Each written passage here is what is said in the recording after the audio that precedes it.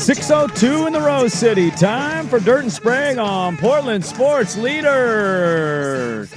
105.1 The Fan and the Fan Sports Network. We gotta have the hype. We're going to have a drop page work. Oh, yeah. Okay. Come on, Russ. Come on. There we go. Hey, look, you guys are lucky I'm awake. God. Hey, we got Brown PS. Get out your shotgun. We're going Throw some ducks. Red 85. Set hot. Let's go now. Let's have a game today, baby. Let's go. Let's go, fellas. Have a game today. Let's go. Let's go.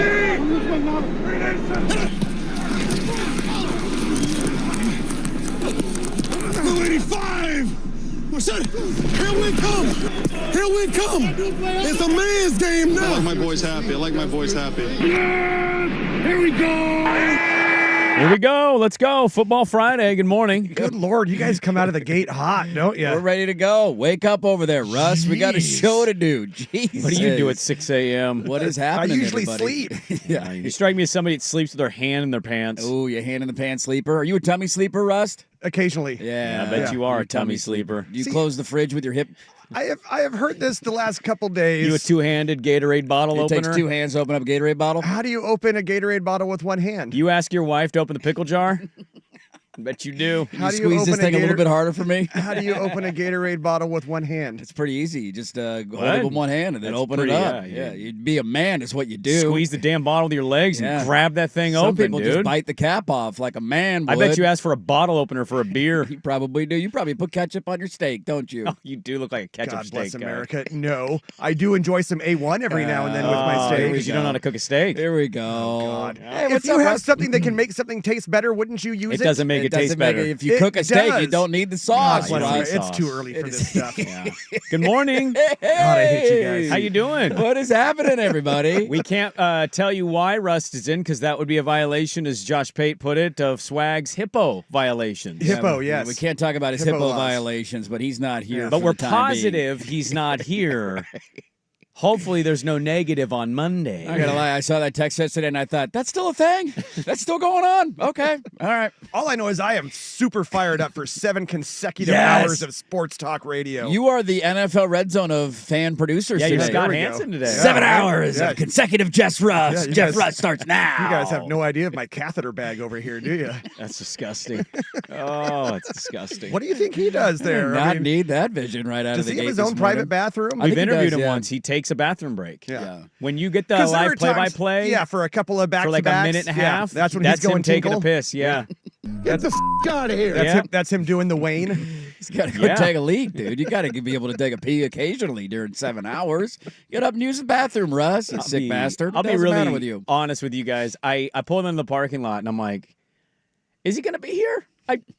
It's a roll of the dice with people doing this shift. And the early I morning. immediately was told, yes, he was, because of the car he drives, which I would tell you of every human in my life, Oh. every single one, Okay, that you know. any person I've ever met, known, he is the least he's the most car doesn't match who the person is of every single human being. I Who tend dat? to agree with you.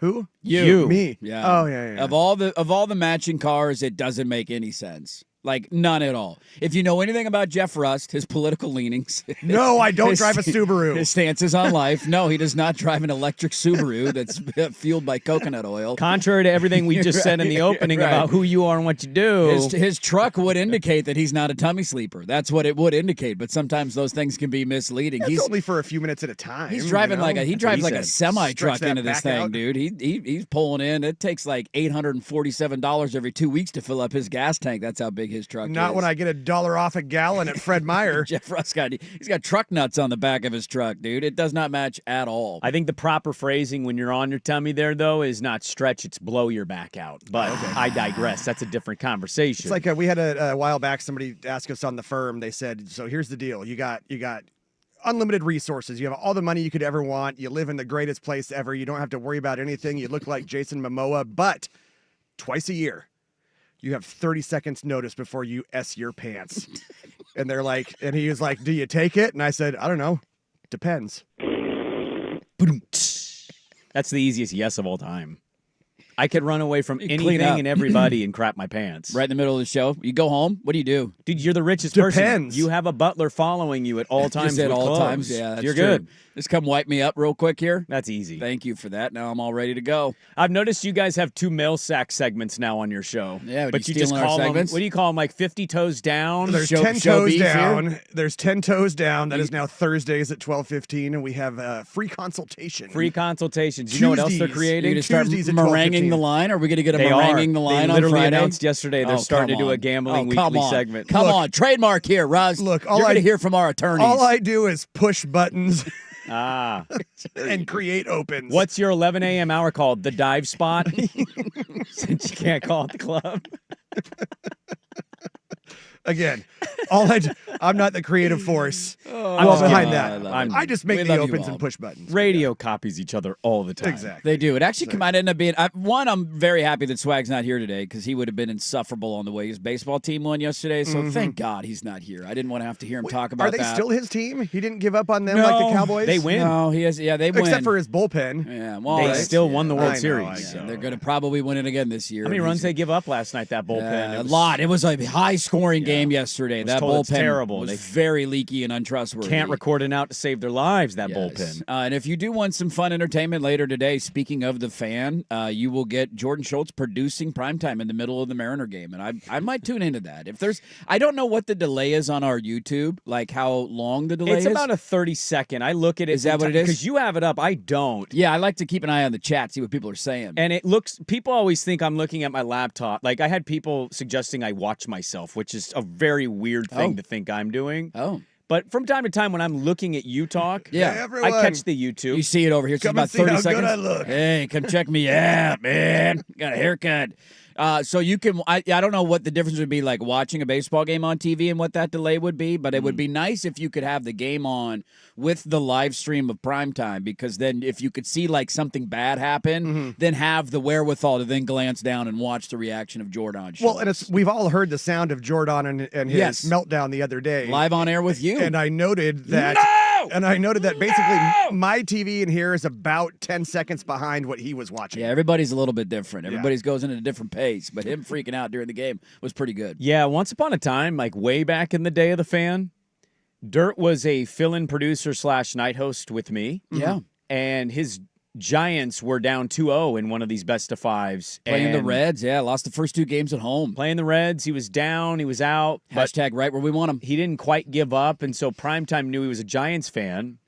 And so in the pivotal Game 5, Primetime wanted to do the bit of, let's sneak a recorder in a producing studio and get Dirt's live reaction to the stuff, which the problem with that was twofold. One, the visual of a fan freaking out Way better. is infinitely better than the audio of a fan freaking out. Yeah. Yes. And somebody leaked to Dirt that there was going to be a recorder, so then it became Dirt I being- caught Dusty. Yeah, he tried to, because I was in the old production studio running the game on 910. Yeah. And so I was sitting in there, and he just randomly walked in. And for anybody to paint the picture for you, it's like a 5x5 jail It's a cell. closet, basically. So, and if yeah. anybody walks into the room, you know that somebody walked into the room. And he's setting it down, and the And red like light the- is on. In the 9th inning, he sits down, and I'm like, "What are you doing in here? Like, what is this? You're not fooling anybody right now. Now I know I'm being recorded. You're not sneaking one past my goalie. I know what's going on here." And Dirt tried, but you could kind of tell that Dirt was exaggerating a little bit. yeah, for that the point, radio part. Now I'm thinking about not sounding like an idiot watching my team play because Yeah. this is going to be played on primetime. But I think this one would be a little better because we'll get the visual of Schultze, who Yes. I know you guys think that it's a bit. It just really isn't. He literally wears Mariner gear every day of his life. Every day. At least one And item. Remember on the show Monday or Tuesday, I forget at this point, but whatever the game was where the fan was caught crying that they were leading in game 1 of the LDS, and I said, I respect your fandom. Yes. Also, don't understand how you can be that level. Schultze literally told somebody in our office he almost cried too. Yeah. After game 2 or after No, game 4? after the game 1. Oh, after the game Wasn't 1. it the game 1? Or no, they they lost game 1. game 1 and then came back and won game 2. So it was game 2, the comeback, or not the comeback, but they took the lead. Yes. Schultze also admitted he almost cried. So it's like authentic who he is. this Mariner fandom. Well, I almost feel like on primetime today on YouTube, we just need, like, you don't even need the cameras on Isaac and Sue. Just have the solo camera on Schulte the entire time, like Nanny Cam, Truman Show. That's all people want to see. Well, let's not forget what started some of these true on-air fan reactions. We're turning off. Was that Rob during a Kansas game? Rob during a Kansas game. Breaking something as his Jayhawks lose again in the NCAA. I mean, look, our fandoms have been. they're great. I did do a show live on air while the Beavers made their first NCAA tournament return at Buffalo Wild did, Wings. yes. That was terrible. And they lost their first game. VCU. VCU, man. Yeah. You can't. Shaka's gonna get you. Yeah, everybody kind of has to go through this. Yeah. And, it's funny now because he's going to be on camera, so you'll at least get to see his reaction if the M's end up choking this one away. How many times do they toss it to break and just nothing gets played because he's locked in the middle of an at-bat? There's a runner on third, 2 outs. Well, or Schulte, it's like Schulte, we're going to break. Oh, sorry. There, Or my he's bad, on my the bad. floor like George Costanza after he ran into Jerry's apartment going, Vandelay! Vandelay! Pants down. What is happening right now? And you want to be my latex salesman. Can't trust that guy, dude. So we have, obviously, we have Jeff Rust in for Swag today. We'll see if Swag is going to be back on Monday. Oh, I God, want to I hope so. remind you. Yeah, you might be here Monday, dude. I want to remind you, we are John Stockton or Michael Jeffrey Jordan amount of days away from the Trailblazers tipping off their season. Look at you. Did you know this? No, I did not know this. So we are 12 days away. John Stockton is probably the all-time 12, right? When did MJ wear number 12? He had a game against Orlando Okay. where he I remember 45. yeah, he had I forget what I have the story up here. He had to rock it. It was 1990. They played Orlando, and they were looking to snap out of a slump. The game got off to an unexpected start because somebody for the Bulls or somebody around the Bulls stole Jordan's jersey the day of the game. Uh-oh. So all they had was the number 12. So we got one extra left, MJ. Here you go. So Jordan had to wear the number 12 for one game in 1990 against Orlando. Did he cook in the one game? Do we know what the stat line was? Was it a good MJ game? Is it a legendary performance? I bet that's a collector's item to find a jersey like that. Well, whoever has that 23, that is an all-time, like, dude, I stole this. That was me. He only scored 49 points on weak, dude. 21 of 43 shooting. Not my goat, dude. Not my goat. Guy's garbage. They won 135. Couldn't hang in the modern NBA. Oh, Orlando won 135, 129. Oh, it's an L. It's an L. He couldn't even win the game. Not clutch. So John Stockton days away. Look, it's a loaded football Friday, and it's a bit of a weird start for us as a show. We like to ease in, and we'd start with Thursday football and baseball. We have a guest. We do right out of the gate. Longtime play-by-play man Don Fisher for Indiana is about to hop on the line. We had him on last series, either for the Notre Dame playoff game or for the Ohio State game. I can't remember, but It we was had the him on. Ohio State Okay. game because we were like, yo, man, this is crazy what's happening. He's like, I've never seen it before. Yeah, this is wild. I used to be excited for basketball, and now we're a football school. And so Don Fisher is going to join us at 6:15. Right out of the gate. Let's go. So we'll get right to him, and then we'll get it going a little bit here on a Football Friday. The voice of Indiana football as the Hoosiers are in town to play the Ducks. Don Fisher will join us. We have a the earliest Daily Ticker edition next on 105.1 The Fan.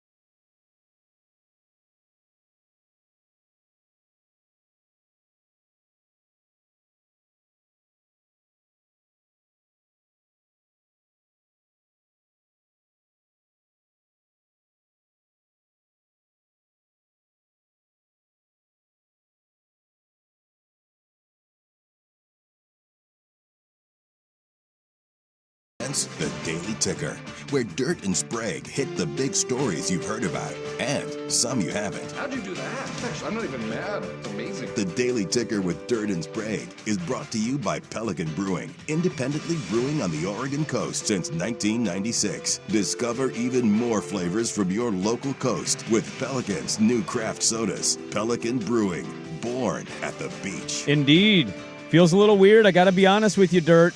It's never been this early. Early ticker, but when you're playing a top 10 undefeated team in the country, you move around a little bit. When it's a football Friday, you got to That's Omaha right. your ass into whatever works for anybody. Hot route. Daily Ticker brought to you by Pelican Brewing Company. 4 coastal locations, Pacific City, Tillamook, Lincoln City, Cannon Beach, and guess what? Coming soon to a beach near you, Rockaway Beach location, Pelican Brewing, born at the beach. And this one is a unique one because we talked to him last year. Indiana popped out of nowhere for everybody and was like, they kept winning. And so we got to talk with the legendary, longtime voice, Indiana sports, Don Fisher, joining us here for an early edition of the Daily Ticker. Don, good morning. Thank you so much for being flexible and hopping on. I do want to ask, you naturally just wake up this early, and are you a big breakfast guy, or are you an ease your way into the day before you eat guy? Well, generally, I don't eat breakfast until about noon. So I get up around 7 o'clock in the morning, most mornings, and I'll probably get up a little earlier tomorrow because I think this is going to be something special in Eugene, Oregon. No question about it. Well, I want to ask kind of the fan and a question about, we've gone through this with Oregon, watching them go to Big Ten venues, and we just had the whiteout experience a couple of weeks ago, and they played at Wisconsin for the jump around and the big house and all that.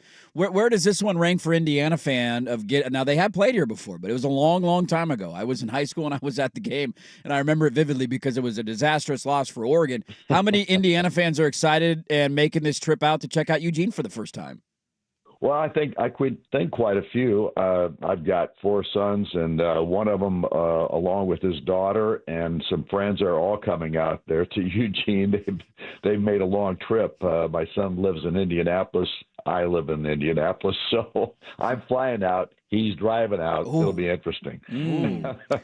Don, are the Hoosiers better this year? Because there's a lot of metrics people are pointing to. They certainly looked the part against Illinois, and so it's still hard to gauge, I think, out here for us because Oregon's been pretty consistently hovering in this top-tier upper echelon kind of level for a while. Indiana's a little new to the scene, as we talked about last year. Do you think this year's Hoosiers team is better than last year's team? I think it has the chance to be better. I just don't know if they are at this point. Obviously, the Iowa ball game a couple of weeks ago was big in that Indiana hung in there and won the ball game against a very physical, tough, difficult team to play against in their facility, Kinnick Stadium. They were able to hang in there and finally find a way to win it, but it wasn't a perfect performance by any stretch, and Kurt Spaghetti was not pleased a little bit with his offense. They struggled a bit in that contest, more so than they have in some time. So I think the big question mark on this football team is, are they as good as they've looked thus far in the sense of the number of points they're putting on the scoreboard? The defense, I think, has really played better than I anticipated they would this year. I think that's because we lost a couple of key guys in C.J. West and James Carpenter, who were keys on the defensive line last year. Those guys, along with a couple of others that graduated, Jalen Walker, a really good linebacker, those guys were gone. They've been resupplanted with some new faces out there, and those guys have played pretty well. But to this degree, Indiana hasn't played a team like Oregon thus far, a team that has as explosive as an offense as they do, as the Ducks have, and vice versa with the defense. It seems like Oregon's always really good defensively, and this Indiana football team, I think, is really good. I can't judge whether they're better than they were a year ago. I can tell you that the quarterback, Fernando Mendoza, has been spot on through most of his ball games so far this year. I know you guys have seen him before with California. And I think last year he was really under the gun with, I think he was sacked 47 times or something like that. And when Indiana got him in the spring, I kind of saw a little happy feet, if you know what I mean, because I think he was still a little gun shy, didn't have a very good offensive line in front of him. But this offensive line for Indiana has done a great job of protecting him. He's gotten more comfortable. And I think they've got a great receiving core. They've got good running backs, a couple of transfers that came in and have really done a nice job. But the key here right now, I think, is going to be on the defensive side. Can they hold on against an Oregon team that can put points on the board just about any time it seems like they want to or need to? And I think Indiana's got that same kind of explosive power as well, but they didn't show it against Iowa, and that's an interesting scenario that we'll have to take a look at as this game goes forward. Yeah, we're talking with Indiana play-by-play guy Don Fisher. You mentioned Mendoza. We did get a chance to look. I think these two quarterbacks are very comparable, right? Coming from UCLA and Cal, transferring, looking different at their previous stop to where they are now, and now maybe in the mix to be the top two quarterbacks selected in the NFL draft, which is wild. You would have said it a year and a half ago. When he came into town, was that the thought of he could be that good or that respected? And then how different does the offense look with him at the helm as opposed to how it looked last year? Well, now I'll take that question first because I think that there hasn't been much of a change there. Curtis Rourke was Indiana's quarterback a year ago. He was phenomenal and one of the best I've ever seen at making the right decisions in the heat of battle, knowing exactly where to go with the football. He was terrific in that vein and had a great, accurate arm. Fernando has got a better arm, and he's probably definitely is much more mobile than what Curtis was. Curtis was playing on half of an ACL tear, which made him very immobile, so to speak. Fernando is very fast. When he gets out in the open, he can flat run. We haven't seen a ton of that so far from him. He hasn't had to do a lot of that, but he's capable. And so I think from a pure talent standpoint, Fernando might be a little bit better than Curtis was, but Curtis was phenomenal with his mind and how he went about his business. Very calm out there. And I right now, again, we're still up in the air. There's still question marks about where Indiana's at this point. But I think their running game, I think the way the defense has played thus far gives them a great chance in this matchup. We may have asked this to you last year, Don, and I know the history of all of it, but when you have the surprise season that kind of captivates the country of like, oh my God, look at this little program that normally, to be honest with you, Don, I mean, no disrespect, Indiana used to come on my TV at 9 a.m. on ESPN, and I just didn't want to watch that game. It was never interesting to me. It was like, the basketball school's playing football. It's only the second year of Cignetti, but the success last year and the start to this year with a big game potentially on the horizon for them and what they can do this weekend, how has it shifted a lot quicker or more than maybe we expect of, I know basketball's big there, but there hasn't been a ton of basketball success since like 2015-16 with Cignetti and what it looks like now in the football side of things. Well, let's put it this way. If there was ever a chance for Indiana to have both sports really good at the same time, it is right now. We have a new basketball coach that's come in, Darren DeVries. I think he is terrific, and I went to Puerto Rico with the team in their summer trip and watched them play in Puerto Rico against a Serbian team that was really good. I think a team that could have competed in the Big Ten.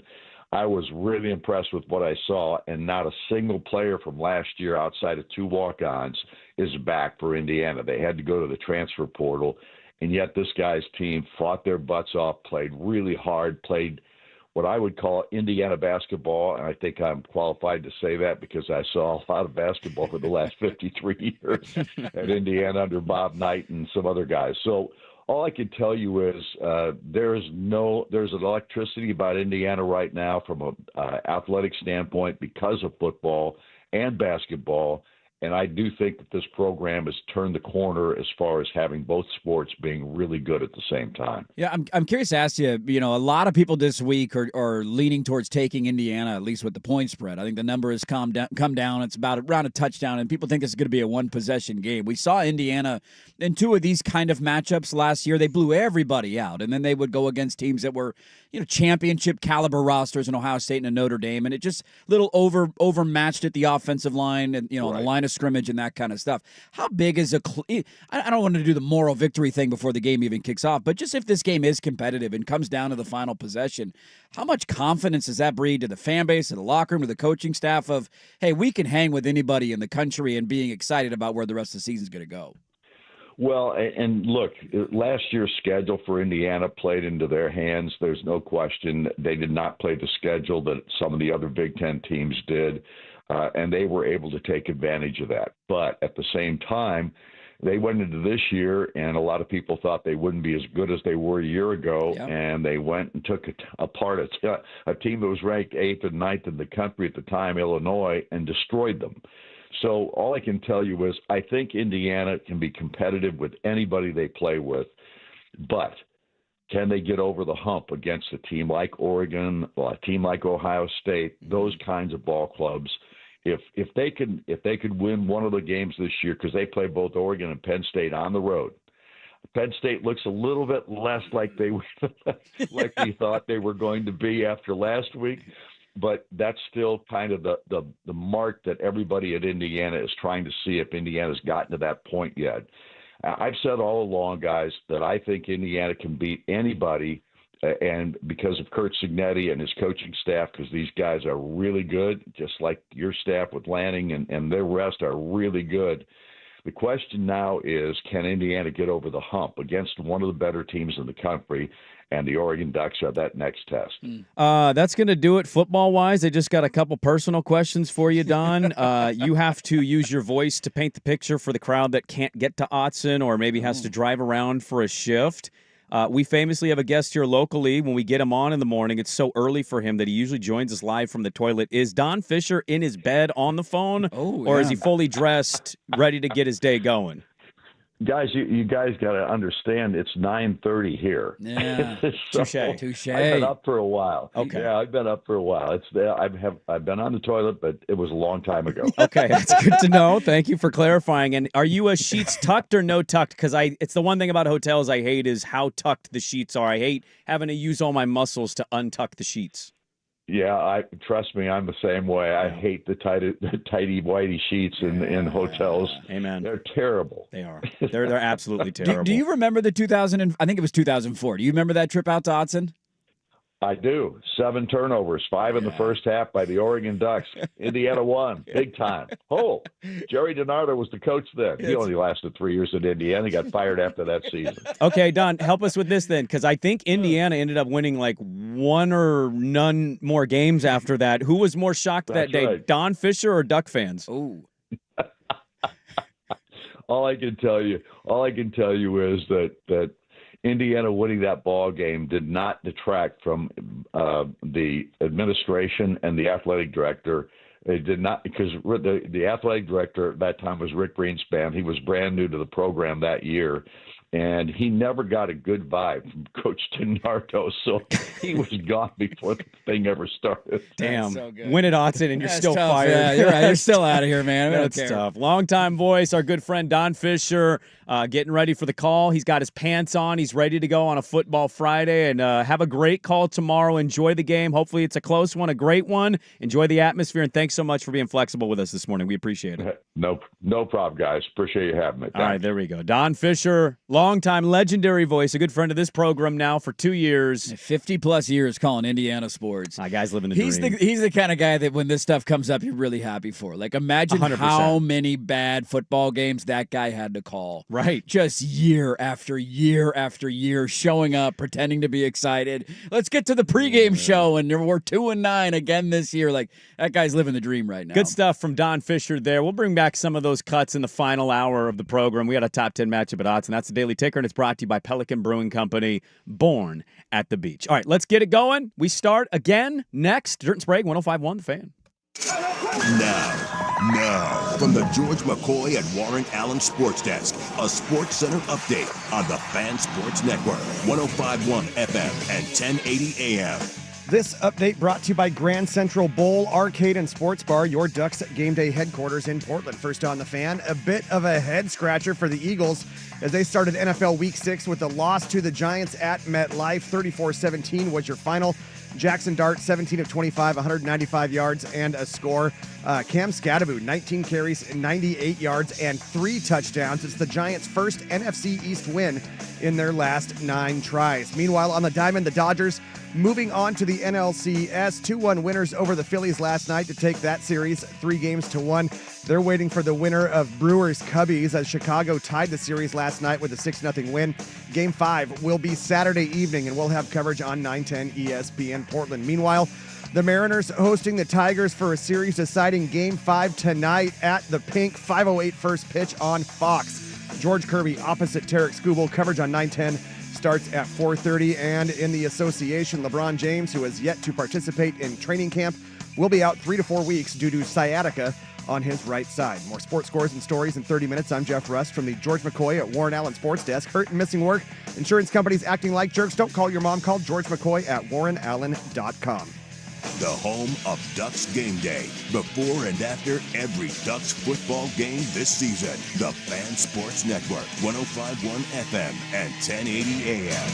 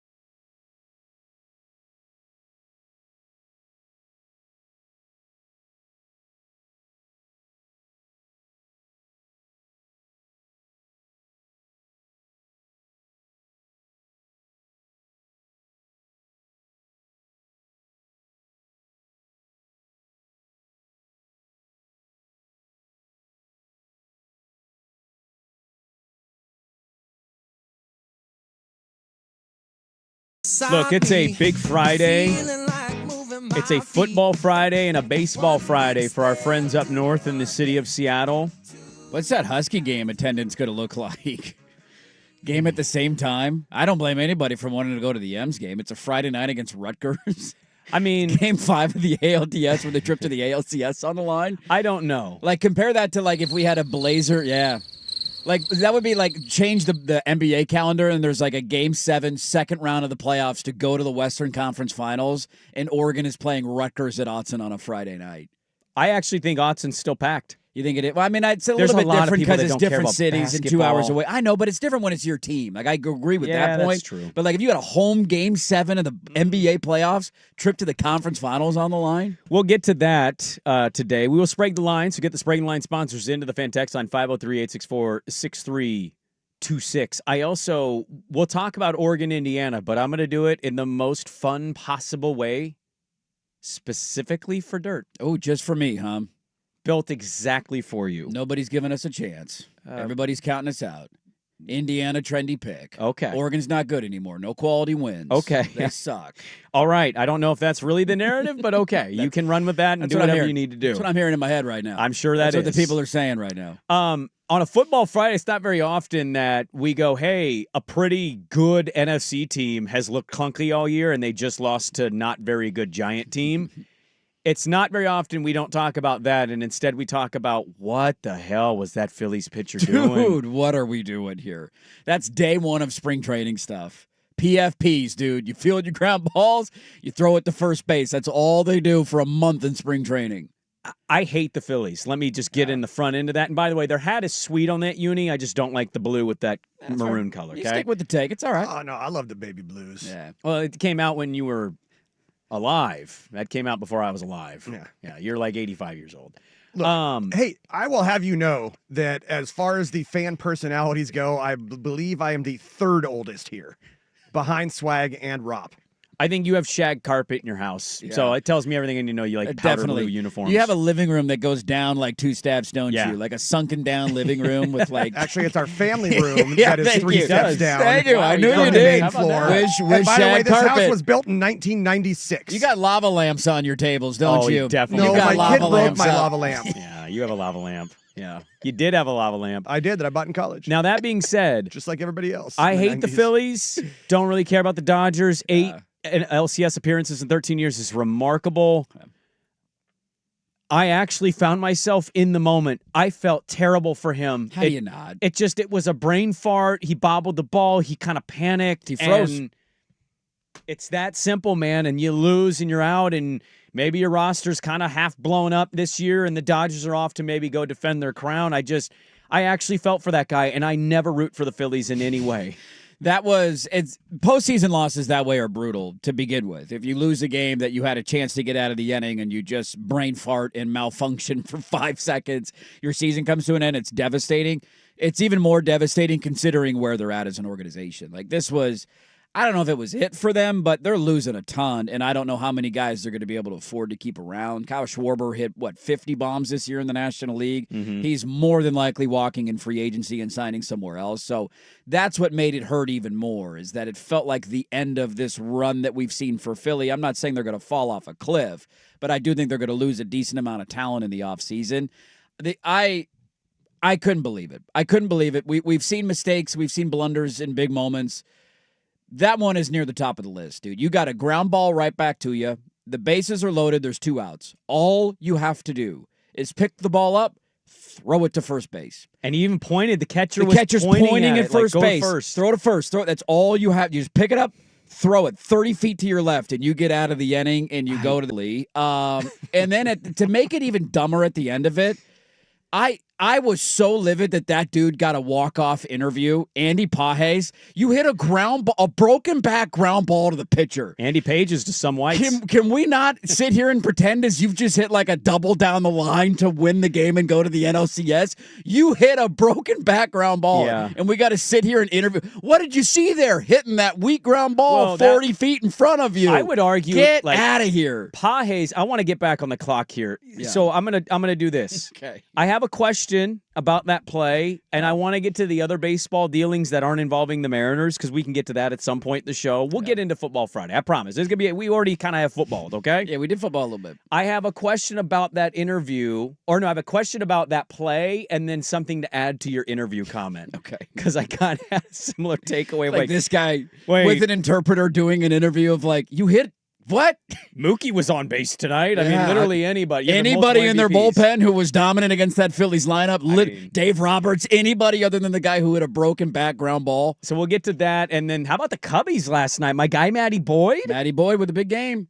Still remains the one series that I think I've watched a total of like, I think my time for 4 games is probably up to like 16 minutes.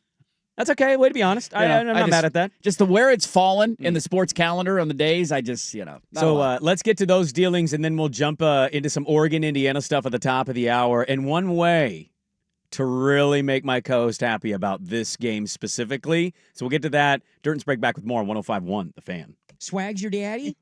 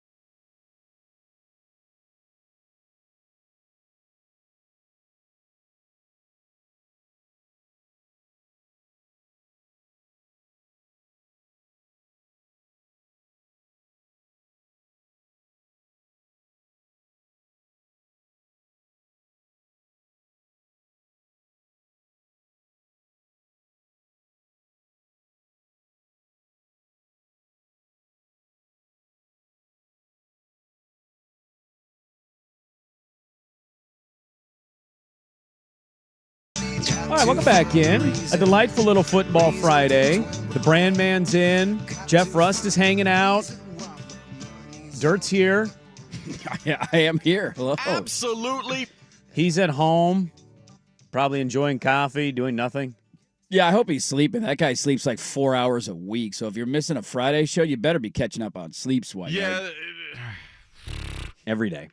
So a follow-up here on this Phillies-Dodgers ending, which is pretty wild. Like, if you're a Philly fan, it was tough for you yesterday. Your football team looked embarrassing, and your baseball team choked. Ooh, buddy. That is the second time in the history of sports that one city has experienced a Major League Baseball, NFL, and NHL loss all in the same day. Oh, the Flyers lost? The Flyers also lost yesterday. The only other time it's happened, I believe, was in 1983, and you guessed it, it was Philadelphia. They have now done it twice. No other city has had that happen to them. So here's my follow-up, okay?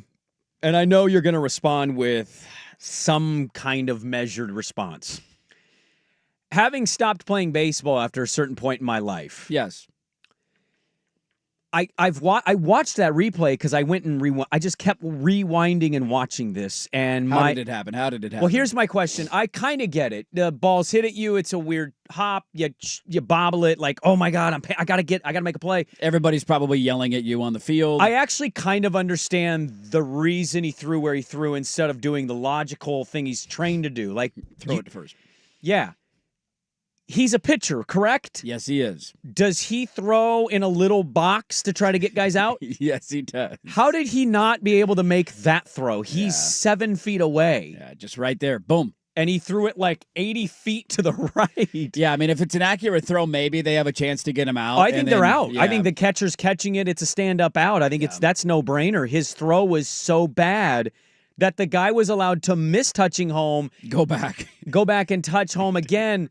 I just kept rewatching going, I can't believe that those guys can throw the way they throw so precisely. Yes. But those throws are difficult for them. It is really funny how it works that way. When you don't go through the normal windup and you're not coming off of a mound, I think you also add in the pressure of the moment, right? And so you have all this stuff. Your internal clock is so sped up by the time. Because I think if he fields it properly the first time it's hit at him, I think he calmly picks it up and throws it to first base. I think the second you had the bobble go on there, where he kind of fumbled it a little bit, that's when all of a sudden your clock gets sped up and you just panic. And it's a panic throw. You don't put the full release on it, and next thing you know, you short arm it, 18 feet over the catcher's head. Crazy. And it's game over. It just that'll go down in history of a way to lose. Like if the Dodgers go on to win the World Series, I think that adds another layer of this of like, oh my God, that's how they got out of the first round. Yeah. But not often do you see an error to that level end a game. Like there's big errors and there's mistakes. Like Aaron Judge dropping a pop-up in the World Series last year was a big play that allowed some runs to score. It didn't end the World Series. It wasn't like it was the bottom of the ninth inning in a tie game and he dropped a fly ball, winning run scores, series is over, the Dodgers win. So errors like that happen. To have a game like that, though, where it's a pivotal elimination game and that's the way that it ends, just brutal, dude. I know Pages probably shouldn't have been the interviewer. I would argue Shahadi had the tougher job there of like... doing the interpreter thing? No. Or trying to ask, like... Why is she interviewing him? So she has to do the stupid question. She has to put herself in a dumb position of, what were you trying to do there? Yeah, bad. Even though it's like a routine grounder to a pitcher that, any other time it's probably just picked up and thrown out and it's an easy out. But the answer is I was trying to not get sawed off and hit a ground ball right back to the pitcher. And thankfully, he made one of the worst mistakes we've seen in a long time in the postseason. I think she was actually put in a very bad position having to interview him because of that situation. Yeah, it's awkward and uncomfortable. So I will defend Shahadi there. The Cubs-Brewers are going to Game 5. They are. As you've said, you largely haven't watched this series. Yeah, yesterday was tough, too, because you had the Dodger game go long, and then by the time that, I had flipped off Thursday Night Football after they ran 4 straight tush pushes, and I had to boycott the game for like 15 minutes of like, I need a mental break from this, because I'm going to start yelling stuff in my house, and that's not healthy for my child. So I took a mental break from Thursday Night Football, watched the end of the Dodger game, and then by the time that was done, I flipped back over to Thursday Night Football, and the Cubs game was like 6-0. Great night for my guy, Matty Boyd, former Beaver, who's had a remarkable career, one of the most underrated Oregon State baseball professional careers in the program's history. He gave up no runs. He got a 3-run cushion pretty early with an Ian Happ homer. And a series that I think everybody's probably been wrong on is that the Cubbies have pushed this to 5 now, and that Brewer. Oh my God, we always choke, and now we may have choked a 2-0 lead when 90% of the time these teams win the series. That is a real thing. And I think the execs are absolutely cheering like hell for a Cubs-Dodgers LCS for TV ratings. Dude, it'd be glorious. They were head-to-head in the NLCS in 2016 when the Cubs won the World Series. I remember that series vividly. The executives would love it, especially considering the winner of the Mariner-Tiger series just doesn't bring a lot of juice. Like, there's not a lot of juice on the AL side in terms of major markets. Don't get offended by that. That's just the way professional sports work. The NL having the Dodgers and Cubs would be great for them. The Dodgers being in it is good nonetheless because that should give you a nice little ratings boost. The pucker factor in Milwaukee's got to be just a 10 out of 10, dude. They can't get out of the first inning. In the first inning, they behind every time. Every time in the first inning, they're giving up runs. It is the wildest thing 4 games in. It didn't hurt them in the first 2 games. They ended up blowing them out, and they were fine. Right. Game 3 was close and competitive, and they found their way back into it, and it wasn't massive. But then last night, it's a 3-run bomb in the first inning. You're like, oh, my God, it happened again. And so that'll be the biggest thing to watch in Game 5, which will be on Saturday. That's going to get lost in the shuffle probably again because you're going head-to-head against college football. But just let's try not give up a 3-run bomb in the top of the first inning, Milwaukee. How about we start there and then try and win? I'm rooting like hell for them. I want the Brewers to get to the NLCS. I was just happy my guy Matty Boyd had a night. Yeah, dude, that was awesome. The interview that he did about his grandfather growing up a Cubs fan, really cool stuff, emotional stuff. Really happy for him yesterday. Let's get the Brewers and Mariners in the World Series there. A little old Seattle matchup because the Brewers were the Seattle Pilots in 1970 before Bud Selig yanked them out of there. Yes, he did. So we'll have to see what happens in the Game 5 in Seattle, now Game 5 in Milwaukee. We got 2 of them at least. We do. Let's go back into football. We'll get to the Mariners today. We will get to some NFL dealings, and so we'll involve the Philadelphia Eagles losing by 17 to the Giants. Ew, what was that? That offense is... Take Saquon out, and I don't know what that offense is. They got a top 5 quarterback, though. They'll be fine. Bad pick. Good interception, not a great throw. So we'll get to that. Loaded second hour, Oregon, Indiana, top 10 matchup. Hour number 2 during Sprague 105.1, The Fan.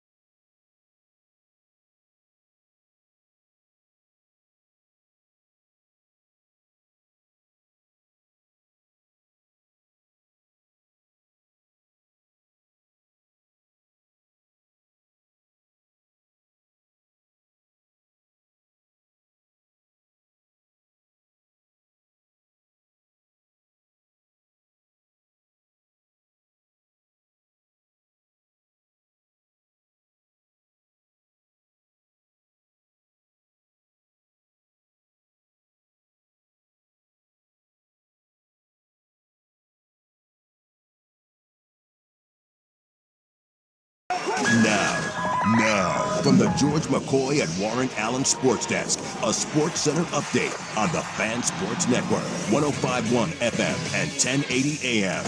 This update brought to you by Mountaintop Metal Roofing. No maintenance, energy efficient, fire resistant, and a lifetime warranty. Do it once, do it right. Visit mountaintopmetalroofing.com. First on the Fan. From Major League Baseball, the Dodgers moving on to the NLCS 2-1 winners over the Phillies last night to take the series 3-1. They're waiting for the winner of Brewers-Cubs as Chicago tied the series last night with a 6-0 win. Game 5 will be tomorrow night, and we'll have coverage on 910 ESPN Portland. Meanwhile, the Mariners hosting the Tigers for a series-deciding Game 5 tonight at T-Mobile Park. 5:08 first pitch on Fox. George Kirby opposite Tarek Skubal. We will have coverage on 910 starting at 4:30. More sports scores and stories in 30 minutes. I'm Jeff Rust from the George McCoy at Warren Allen Sports Desk. Hurt and missing work. Insurance companies acting like jerks. Don't call your mom. Call George McCoy at warrenallen.com. The home of the Fan Happy Hour with Luke Anderson. Weekdays 2 to 3. The Fan Sports Network, 105.1 FM and 1080 AM.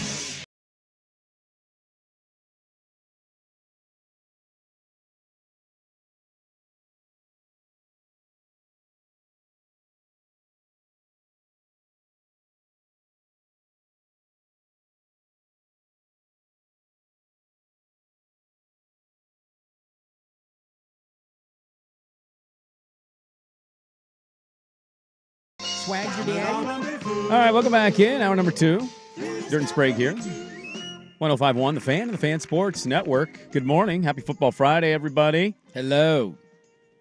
Your stupid ass. We will get to that today. I totally missed that controversy yesterday. I did not see. I walk in, I'm like, what are you listening to right now? I did not see that. Don't do that. Yeah, we got some audio to get to today. I have a fun way to talk about Oregon, Indiana, specifically for you. Okay, right up my alley. It is, yeah. Can I give you a preview? Yeah, a little taste. You want a little taste? I would love a little nibble. As they say on the streets of Portland, you want a taste? Yeah, I'd love a taste. Put it in my pipe. Posh Lupoi. This is the John Gruden preview. Dan Lanning. This guy right here, let me tell you about him. Mataya Ui Angalale. Slow it down. Call them Mataya. Mataya. Posh Lupoi. Hell yeah, brother. Hell yeah, dude. We'll get to that today. Mika Big Boo Boo. Well, he's not quite Gronk, but it's not quite very that far level, off. but it's not good. So we'll get to that audio as Oregon is playing Indiana. We got a top 10 tilt knots, and they say it never rains in Knott Stadium. What? Where the forecast says it's going to rain. It's not going to rain, dude. It don't rain out down there. Can I ask you this? Yeah. I know Indiana. I've kind of been defending Indiana's fun Signetti start for, I feel like, over a calendar year because Google me, bitch. I kind of think it's dumb how we crap on their schedule as if other teams aren't, like, who has Penn State played outside of Oregon? They have not beaten a Power 4 team. Okay, but they've been around for 40 years, so we're okay with it. Indiana is establishing themselves. I don't care if they beat Patsies. Yeah. Didn't they also beat Michigan last year? They did beat Michigan last year. Who couldn't beat Michigan last year? Ohio State. Who won the national championship? Ohio State. So, like, you're never going to be perfect, but if you can beat a program of note, even if they're quote-unquote down, give you a little bit of respect here. I'm looking forward to this because I'm wondering if this is going to get weird, if the rain is going to make this weird, if random luck is going to make it weird, if Cocky Duck fan is going to make this a little weird, and it's like 7-0 Indiana. Like, oh, my God, that offense looked amazing on that drive. I'm really looking forward to it because if Oregon does handle the business and your guy Dante, he has another good game, I venture to say come Monday, you rip that Post-it note right off, and I admit I'm wrong. It's done. He's going to be in New York if he has another stellar game because go look at the schedule. He can have a dud in a season and still get to New York. He beats Indiana and he looks good. I think Dante's going to New York. Well, then on top of that, too, there's not one guy that is seemingly running away with it from a number standpoint. There's not like a Jaden Daniels from 2 years ago or an Ashton Genty running back or a Travis Hunter doing something we've never really seen before. Bain in Miami might be almost a lock to and get that to would New be York. such an outlier to see a defensive guy get that. Like, that is so rare to see a only defensive player make it. We haven't had that since Ndamukong Suh many moons ago, and he should have won the award that year, but That's neither here nor there. So I do tend to agree with you there. I think it also takes you to looking at the rest of their schedule, and not that everything's a cakewalk. Oregon almost lost to Wisconsin last year. But as of now, this is the last time on your schedule currently you are playing a ranked team. There's not a lot of ranked team. Now, maybe USC gets there. Maybe Washington is there at the end of the year. Maybe somebody else does. But as of right now, there are no more ranked opponents on your schedule. And so if you get through it, I think you feel really good. The weather impact, I think, is a valid concern. It's one that's in my mind right now. Of just when you get games where it rains and it's wonky, and could there be a drop punt? Could there be a ball that goes through somebody's hands? Could there be a fumbled snap? You never know when you get weather that plays into a game like this. And so who knows how bad it ends up being. It seems like there will be showers right around the start of game time. I've been trying to track it all week and see if the weather forecast is going to change. It will rain during the game. I think the question just is simply how hard will it rain for how long will it rain? Because if it rains for an extended period of time, that definitely comes into play of just something that you can't really count on and something that you can't control as a football team. Well, I want to hear from Duck fans on this one, because I don't think universally Duck fans are like, well, we're going to roll them and it's not going to be close. Like, I know there is that opinion out there because Oregon's talent profile versus Indiana's talent profile would suggest that it's possible Oregon ends up rolling. They're more than a touchdown favorite in it. I'm more curious from people, and you can chime in at the fan text line, 503-864-6326, or the YouTube chat or Twitter or wherever you want to go. What is the area that in this specific matchup against this team, from what you've seen of Indiana, what is the area that you're like, are they going to be able to, expose isn't the right word, but Signetti's used the term find the edge. What's the area that it's like, if they're going to do it, it's this specific area? The two things that come to my mind when you ask that question are, one, I think Oregon has really good players in the back end and in their secondary, and when you look at their pass defense numbers, they are outstanding on the year. But very similarly to what we talk about with Indiana of, are these numbers real? Oregon has not faced a passing attack this country that ranks in the top 80. What's the best passing offense that they played? It probably Penn State, but that ain't saying a lot right now. So when you ask me, the first concern is that I trust your secondary, but those guys are young, and they have not faced a quarterback and a wide receiver duo that can truly challenge them. Yeah, schematically, they haven't had a passing attack. Like, what's the Penn State guys? Is it the OC? Oh, Kotelnicki? Kotelnicki. Andy Kotelnicki? Doesn't seem like a very tough passing attack. Well, they're limited, and Drew Allar's a limited thrower, right? You're talking about a guy who might be the number 1 overall pick in the draft coming to town this weekend. This dude, this offense, like, I think it's Mike Shanahan is the OC. No relation to Mike Shanahan of the Broncos. What are the chances of that? Just the same name, same profession, but it's like being a white Michael Jordan. It's just like unfortunate for you. Oh, you're MJ, huh? But Signetti, like, I just think their offensive brains, if there's anybody built on the schedule to maybe scheme up things to confuse young DBs, for sure, it's going to be them. Without a doubt. So that's concern number one of just how do they hold up? And it might be fine. It might not be an issue. Maybe the rain plays into that. Maybe Indiana has a hard time throwing the ball because it's pouring down rain, and that ends up being an advantage for Oregon. But that's question number one. The other thing that I would pinpoint, and I'll give you a number on Mendoza in a second, but if you watch Indiana's offense, there's not a lot of, there's not a lot of complexity to it. It's a very simple offense. It's a lot of inside zone. It's a lot of quick release throws, and then they build RPOs off of that. So when they can run the football, that's when Mendoza gets into that groove of ride it, pull it, slant, ride it, pull it out, or take your shots. Like that's how their offense largely functions. And does he keep it once in a blue moon and get like 8 yards? Without a doubt. I think if you're looking for a weakness on Oregon's defense that I've identified through the first 5 weeks of the season, I don't know how to feel about their linebacker play. I don't think their linebacker play has been elite week in and week out. Jerry Mixon's had a couple of really good highlights. Bryce Betcher is an awesome story. But you don't think Betcher's been good? I'm not saying he's been bad, but I don't view him as a dominant force that's taking over games, if that makes sense. And I think if you go back and watch some of the Penn State stuff, he had some plays that there were some run fits where he's picking the wrong hole, or he's a little late to the read, and he had got trucked on 4th down. Like, I love Bryce Betcher, dude. I'm rooting like hell for him. He's an incredible story. But if I'm looking for a weakness defensively for them, it is that. And so if Indiana can get into their RPO game, can Can Oregon's linebackers handle that with the slants and the pull and the throw and all that kind of stuff? The number on Mendoza that I find fascinating, this year, from catching the snap to releasing the football, do you know how quickly he gets rid of it on? This is his average time on the season. I think I saw this stat. Is it 2.4? It's like 2.5 seconds, which is the fastest in the Big Ten. So from catching of the snap, 2.5 seconds, ball is out. That is their offense. That's the new way to get quarterbacks to doubt. change their entire reputation is quick reads, quick outs. Don't hold on to it because bad stuff happens. When I heard Harris talk about this yesterday, 2.5 seconds is a long time. 2.5 seconds is a very long time. You should be pretty proud of that number, right? That's an baby. eternity to some people. But I heard Harris talking about this yesterday, and I agree with him completely. Of like Oregon's ability to slow down the run is the difference in this game, and that's how I feel. Because Indiana gets rid of the ball so quickly because of the way that they can function in the RPO game and their quick out game. Mm-hmm. But largely that relies upon their ability to run the football to set all of that up.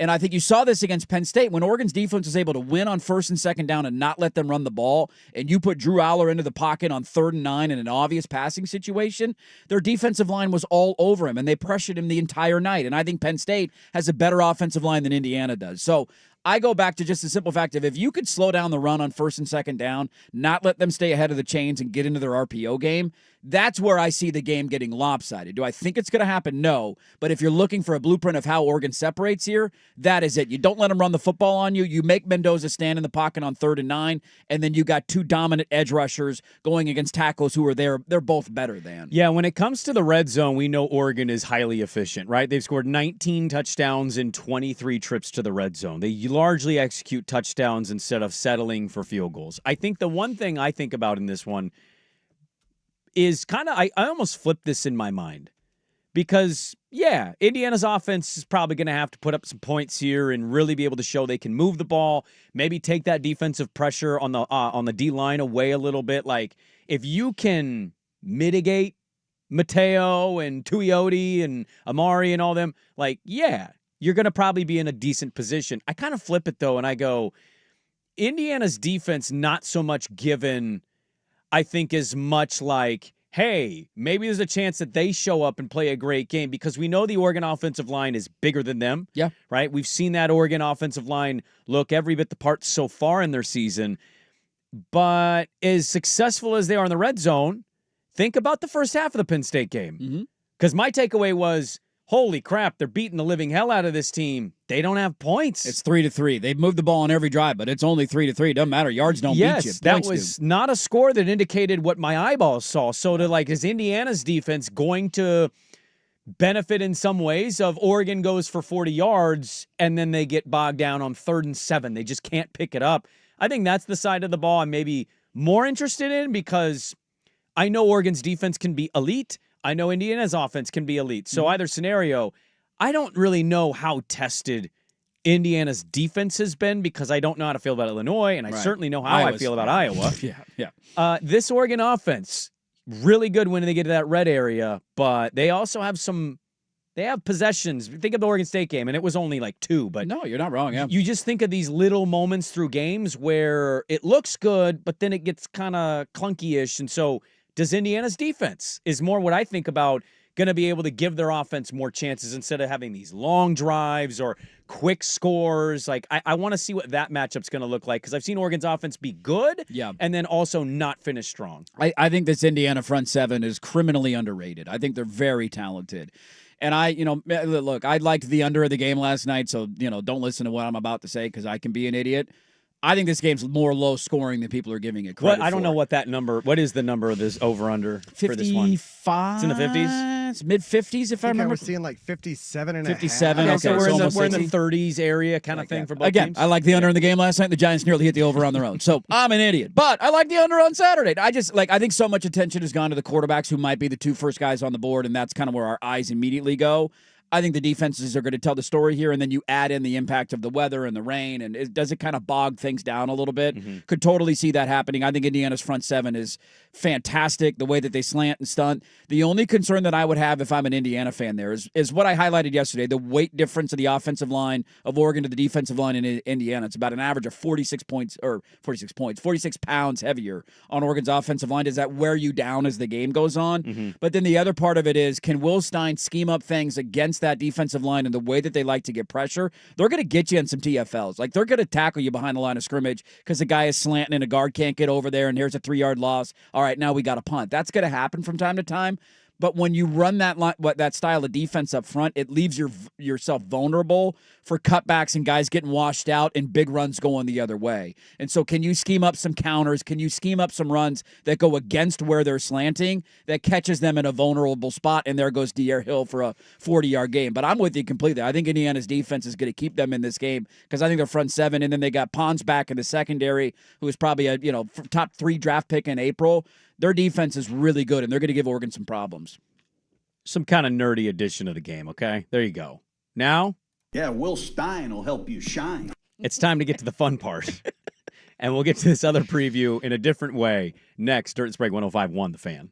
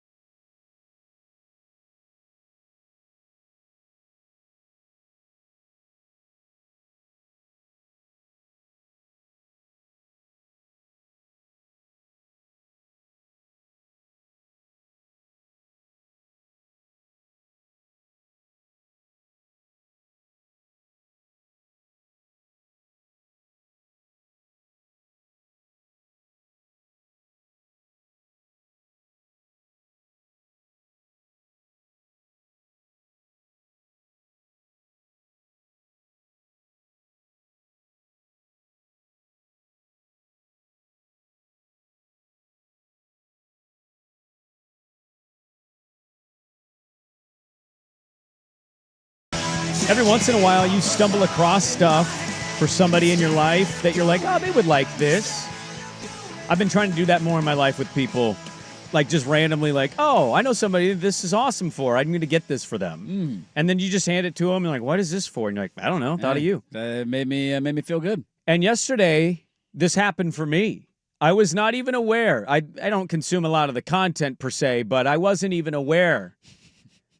John Gruden is doing college football preview breakdowns. I got to be honest with you. I saw this on my YouTube algorithm yesterday. Noted college football analyst John Gruden. Soon to be college football coach. Yeah, he's getting a job somewhere. Hello, Arkansas. Come on down. I UNC? watched about 5 minutes of this and had to turn it off. So I miss a lot of the gold, probably. He was with, who was that dude I don't know who he was with, dude. That guy was. And they were doing like a back and forth, and I'm like. Well, it wasn't really a back and forth. He'd be like, you know what I mean, man? And he'd be like, yeah. Yeah, Hudson's loud.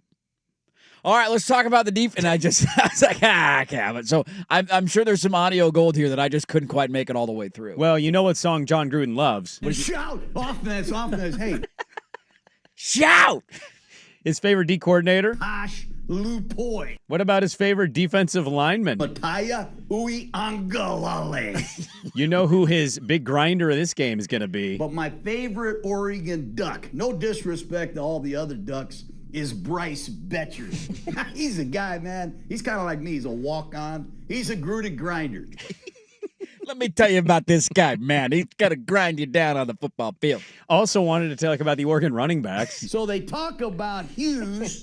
They start the season with Whittington, and all of a sudden these two true freshmen got a case of whoop-ass.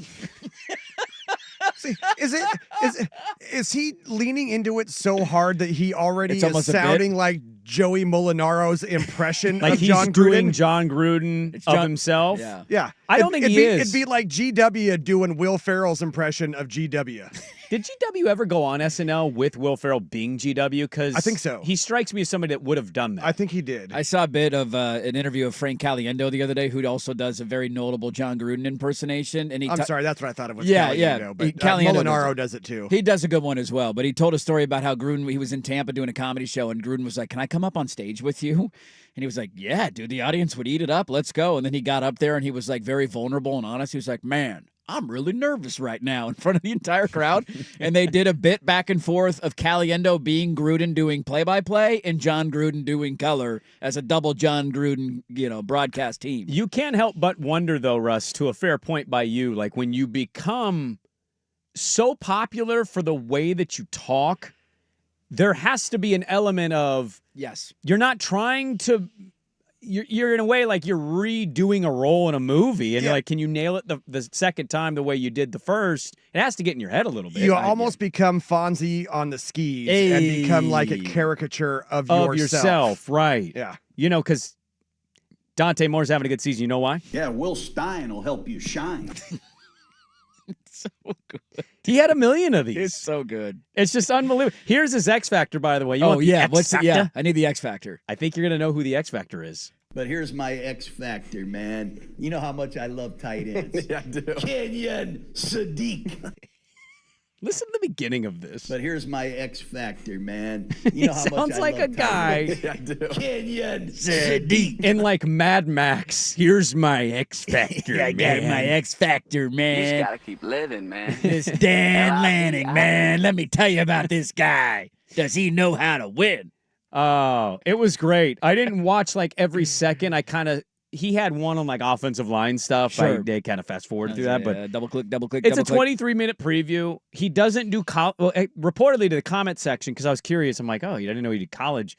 The comment section was like, look at you doing a college Hey, preview. Gruden Grinder. I didn't know. I guess his dad or his somebody in his family coached His at dad Indiana. coached Is that what it was? at. I think he said his dad coached at Notre Dame and left for Indiana. He goes, who does that, man? Why would you leave Notre Dame for Indiana, man? Here we was on Taj Lapoy on the defense. Posh Lupoi. I love that guy's name, Lupoi. Oregon, I think they're famous for offense. Well, let's get to Oregon. Shout! Offense. Hey, this Lupoi guy's done a hell of a job with their defense. You know that, man? Oregon. That's why I couldn't watch too long of it, because it just ended up being like You think he was a character of himself? it was that, and then just the most generic statements I know that you could possibly hear. Let Oregon me tell goes you, out man. and plays football. Let me tell you, man, this defense, pretty good, man. Pretty good. This defense, have you seen these numbers these offenses are putting up? Pretty good, man. Exactly. Dynamite And I'm drop like, in, Monty. Yeah, they score a lot of points, and their defenses are very good. Thank you, John. I didn't know that. It popped up in your algorithm. It did, I yeah. saw it a different way, so I guess I'll ask you. When he does NFL stuff, is he actually doing X's and O's? I don't or is watch he a lot also of it. going, I don't watch the a lot of it." Commanders, man. You got these big uglies up front. They block, man. I'll tell you that much. The only Gruden content that I consume is when he does his, like, usually it's running back related. He does like this, there's like a current rap song that he plays, and it's about him feeling nicey watching these guys. Have you seen any of those edits? That's the only one that I watch, where he'll go through like a running back blowing up a linebacker and running him over, and there's some like, oh, and he's like, that makes me feel nicey, and then he goes to the next guy. That's the only one I watch. So did Barstool make him do this? I don't know. I think he's Because just he kind was of doing the film breakdown stuff with prospects in the draft. I remember that. I think he's just doing whatever the hell he wants. I think he's John Gruden, and he has basically carte blanche to like, hey, what content do you want to put out there? Okay. And then teams will send you a bunch of gear. The guy's living on cloud nine right now. He's making a ton of money. Teams are sending him stuff. He doesn't have pressure of coaching. He's living the dream. Because I was waiting for actual film. Like showcase, a play yes. and like to kind of educate me because I'm interested in that stuff, and It's exactly what I was waiting for too. as I'm watching, I'm just seeing a still image of Taj Lapoy screaming, and he's like, "I love me some Taj Lapoy." Posh Lupoy. Like, and then he just says the generic thing. He did this with Indiana. He's like, Surratt, there's a wide receiver named Surratt. You see his touchdown against Iowa, man? I was like, that's it? Are we not going That's to it? showcase on the play how we did it and maybe do a little diagram? Can I get some drawings while you're doing the all-22 footage of No. watch Nobody- this route and watch the protection and Nobody here's wants how that. Indiana schemed this open? That's all I was waiting for, and there was none of that in there. Nobody wants that. That's what you have That's- John Gruden for. So that's the only thing I want out of John Gruden. Although I will say he did give a prediction. He teed up the other. So there's another guy. This kid looks like he's 20 or 30, and Yeah. I don't know if it's Nepo because I don't know everybody at Barstool, but it kind of reeked of somebody who's like, What are you doing here? wearing Justin Herbert duck shirt. What are you adding to the show right now? And by the way, if you think he said this name wrong on his own, Mataya Uiagalelei. the guy next to him who's supposedly a Duck fan also called him Mataya. Mataya Uiagalelei. Well, we get Gary Danielson again this weekend. Has he learned Oregon names by now? I don't think so. We'll find out. Well, here is the John Gruden's grinders. Here's John Gruden and the other guy with him. Here is the prediction for the game. Well, we got to make our picks. You know, I love Indiana. Cannot wait for this game. The biggest game in Indiana football history. Who you taking? Can't bet against my guy Dan Lanning. In Autzen Stadium, prime time. Oregon 34, Indiana 27. You just love this, don't you? You just love, I do love this. love this. I do. As much as I love Indiana, You know you make me wanna shout! Shout. Hell with it. I'm taking Indiana. Freaking upset. 2,000 miles from home. Indiana 31, Oregon 30. Go Hoosiers. There's your John Gruden preview. Nobody's giving us a chance, man. It ended in a perfect way. Everybody's counting us out this weekend. Even John Gruden doesn't think we're going to win the game. He did the Lee Corso mascot head, toss it. Oh, not so fast, my friend. Not so fast, my friend. That literally was the preview. I mean, I pulled almost every notable cut Yeah, not a from lot that there. preview. I will say, if there's one person that I could have sit down and talk, Jim Harbaugh might still take the cake. Like Jim Harbaugh for an hour in studio would be my dream. But a close. I'd be too nervous to talk to Harbaugh. Would you? Yeah, he's too football. Can we get the hair down in the off season? Like, is there a love guys who setting like football. when we get him in like June? Guys that like football. Can we get some connect me like back? milk conversations or Yeah, like nervous duck, nervous bird energy? I feel like he's willing to go into the weeds in the I need some offseason. stories. You know what I Yes. mean? I need some John Harbaugh stories. I'd or go Jim Harbaugh. Harbaugh. Yeah. Six afraid of 7. It's 7, 8, 9. You're not wrong, Jim. This is why. Give me an hour of that. Number 2 on my list would be John Gruden. Like all right. Moses, I'm going to die leaning on my staff. We're going to move on from John Gruden in Oregon and Indiana. We'll get to Mariners, Huskies big night up in Seattle Friday. We'll get some NFL. We'll Sprague the line as well. Get the Sprague line sponsors in. 503-864-6326. Dirt and Sprague, we're back with more. But first, Rusty with a sports update. Now, from the George McCoy and Warren Allen Sports Desk, a Sports Center update on the Fan Sports Network, 105.1 FM and 1080 AM. First on the fan, a bit of a head scratcher for the Eagles last night as they started NFL Week 6 with a loss to the Giants at MetLife. 34-17 was your final. Jackson Dart, 17 of 25, 195 yards and a score. Cam Scatteroo, 19 carries, 98 yards and 3 touchdowns. It's the Giants' first NFC East win in their last 9 tries. The Dodgers moving on to the NLCS, 2-1 winners over the Phillies last night to take the series 3-1. They are waiting for the winner of Brewers-Cubs as Chicago tied that series last night with a 6-0 win. Game 5 will be Saturday evening. We'll have coverage on 910 ESPN Portland. Meanwhile, the Mariners hosting the Tigers for a series-deciding Game 5 tonight at T-Mobile Park. 5:08 first pitch on Fox. George Kirby opposite Tarek Skubal. Coverage on 910. Will start at 4:30. And in the association, LeBron James, who has yet to participate in training camp, he'll be out 3 to 4 weeks due to sciatica in his right side. More sports scores and stories in 30 minutes. I'm Jeff Rust from the George McCoy at Warren Allen Sports Desk. Hurt and missing work, insurance companies acting like jerks. Don't call your mom. Call George McCoy at warrenallen.com. Your home for the Oregon Ducks, the Fan Sports Network, 105.1 FM and 1080 AM.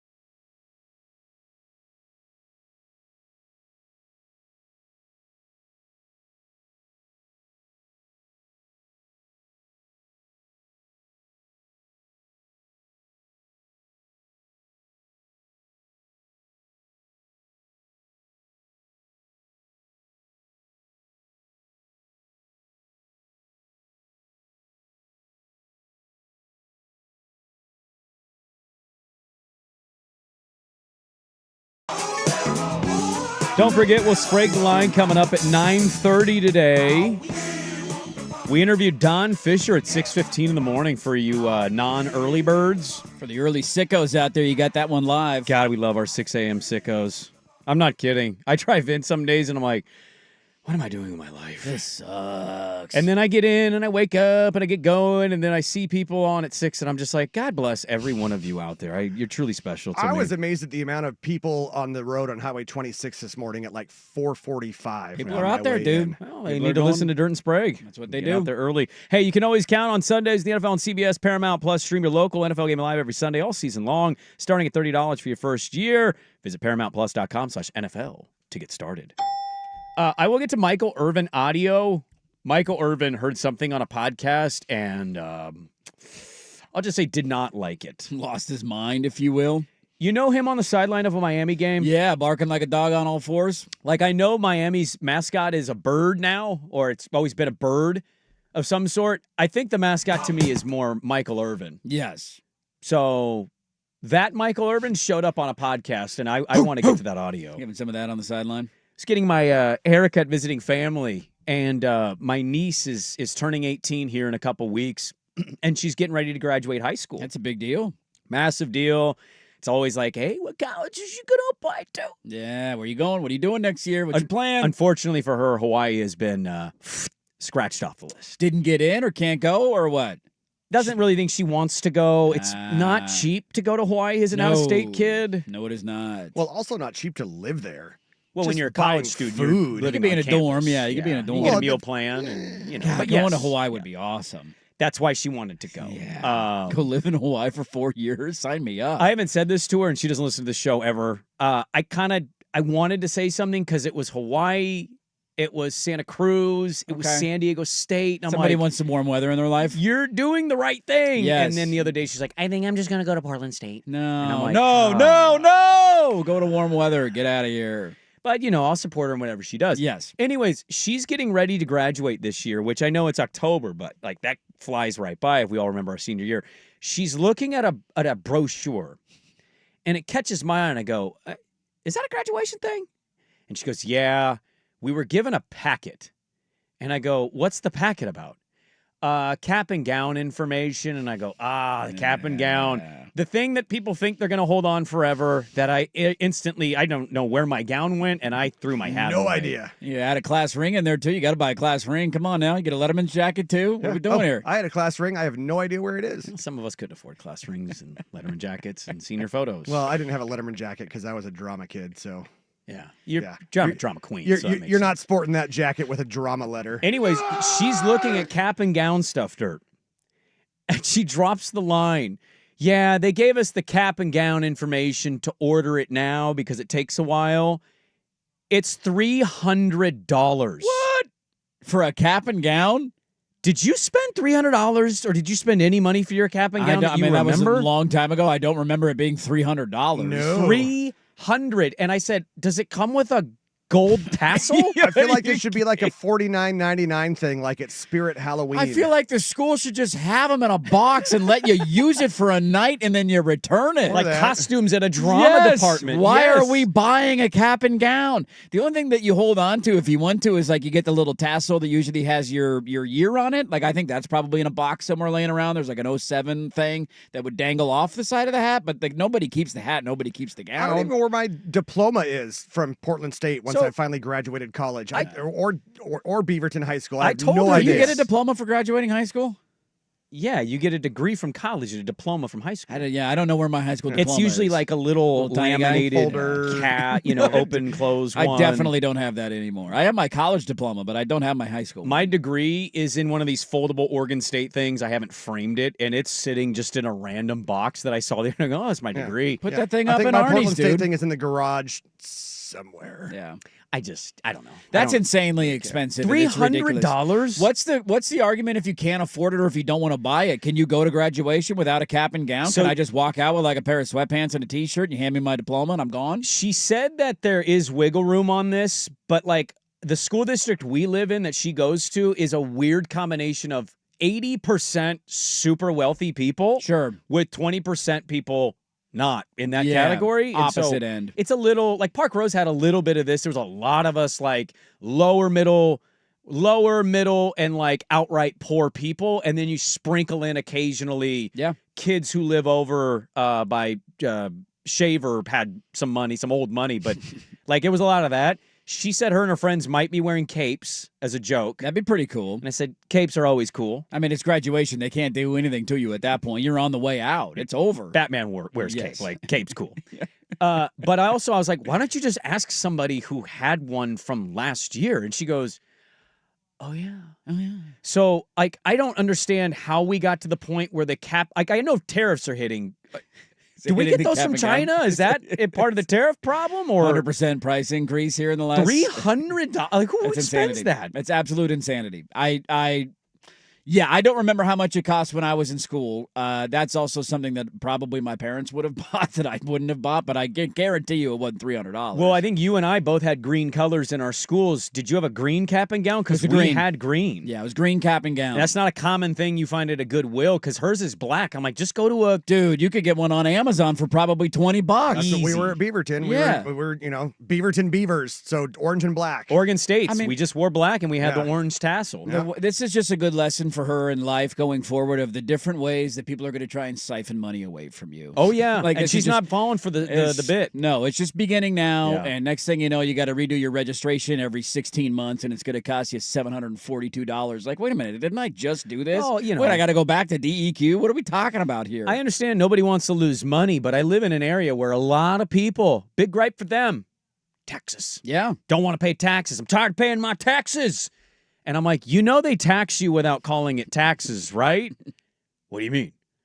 Every year you hit everybody up for your kid's baseball team. That's called a tax, bud. That's a friend tax that I now have to pay because you got a kid that's in travel baseball. We didn't have Little League, and they were like, can you, like, hey, candy bar fundraisers that nobody cared about, and that money didn't really do anything. There was no GoFundMes when we were in high school. We used to have to walk around high school. I will never forget, and I hated doing it. It was the first reminder of, like, I couldn't do sales, and I would never want to do this.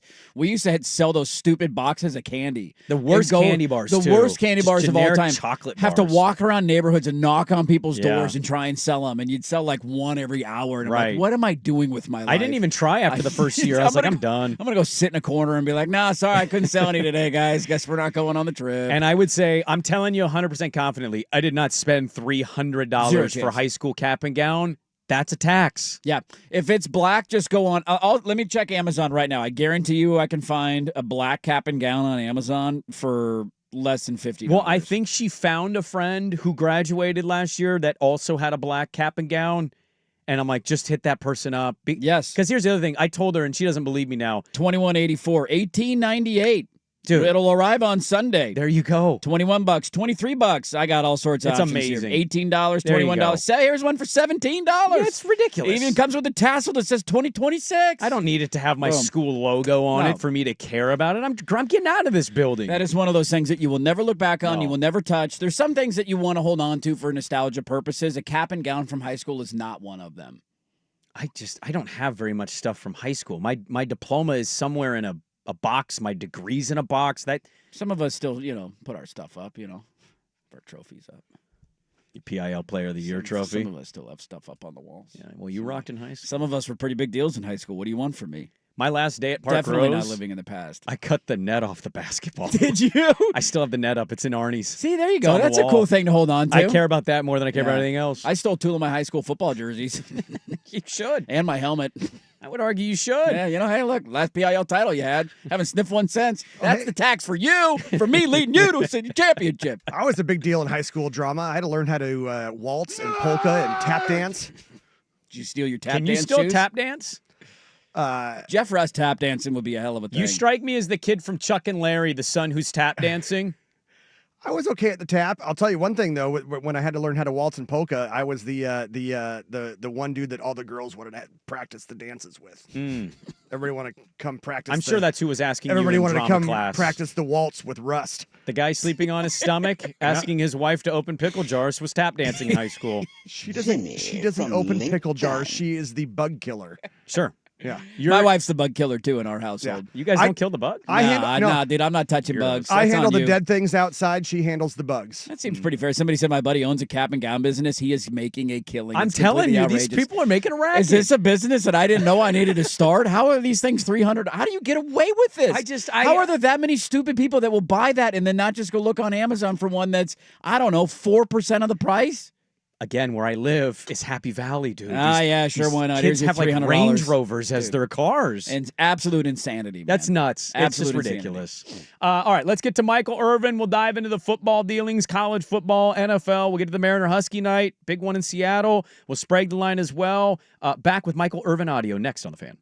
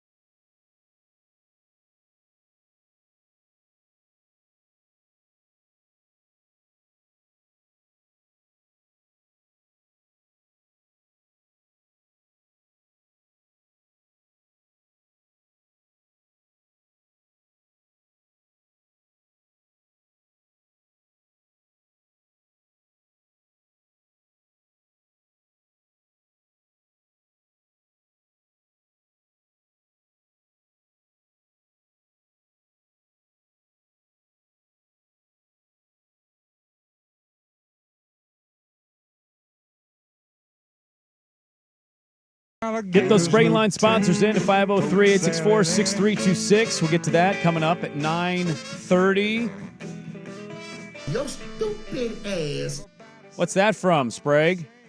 Well, I'll tell you, there was a podcast called Facts Over Feelings. I think they stole our bit. Dude, they stole our segment? That's our segment. Yeah, we didn't continue that segment. No, we did not. Anyways, they debated about Deion Sanders and if he'd still be good in this era of football because nobody, Wait, I guess, what? to them was good in football when Deion played, and they used images of Michael Irvin and Jerry Rice. What? Yeah, it was a thing. Wait, what? Yeah. Is this like a well-known podcast? Is this an out of the nowhere? But like, have we ever heard of it before? I hadn't heard of it, but I'm not going to say it's not well known or not heard of. What's it called? Facts Over Feelings? Facts Over Feelings. And Michael Irvin woke up and checked the internet, and he saw that his image was used for this conversation. Michael Irvin did not appreciate that, so Michael Irvin said, I'm going to record a response to this. I don't do this very often. Mike Irvin is kind of crazy, but say what you want. He's not somebody that attacks the modern era very much. And this pissed him off. And you know what? Rightfully so. Yeah, rightfully so. Here's Michael Irvin's first response. We are the two most accomplished receivers in the history of this game. When you're talking about the most important things, championships, and your stupid ass talking about running fast, like people weren't running fast back then. Are you shitting me? Why do you talk on a microphone? Why do you have a microphone? What the hell are you talking about? I don't even know your name. And I certainly don't know your game because you don't. I don't see you every year with a gold jacket in that Hall of Fame room. He then responded some more. I will dominate this era of football. Dominate. Football's not about running fast. It's not about speed. It's about getting the job done. It's about getting the job done. And you won't tell me you know somebody that got the job done better than me, better than Jerry Rice, that you're going to use our picture and trying to make your point? Are you stupid or are you stupid? That's why I hate it. Everybody got a podcast. Everybody got a voice. And everybody don't know what the hell they're talking about. There was separate from ball, separation from the football. And it was allowed. It was encouraged. It was actually praised when you knocked somebody out. If anybody hit your asses, they'll suspend them for 3 weeks. You couldn't even play when I played the game. And some of these you're talking about, they couldn't even play when we played the game. So I'm sitting here saying, what the hell is he talking about? I don't mind you being stupid.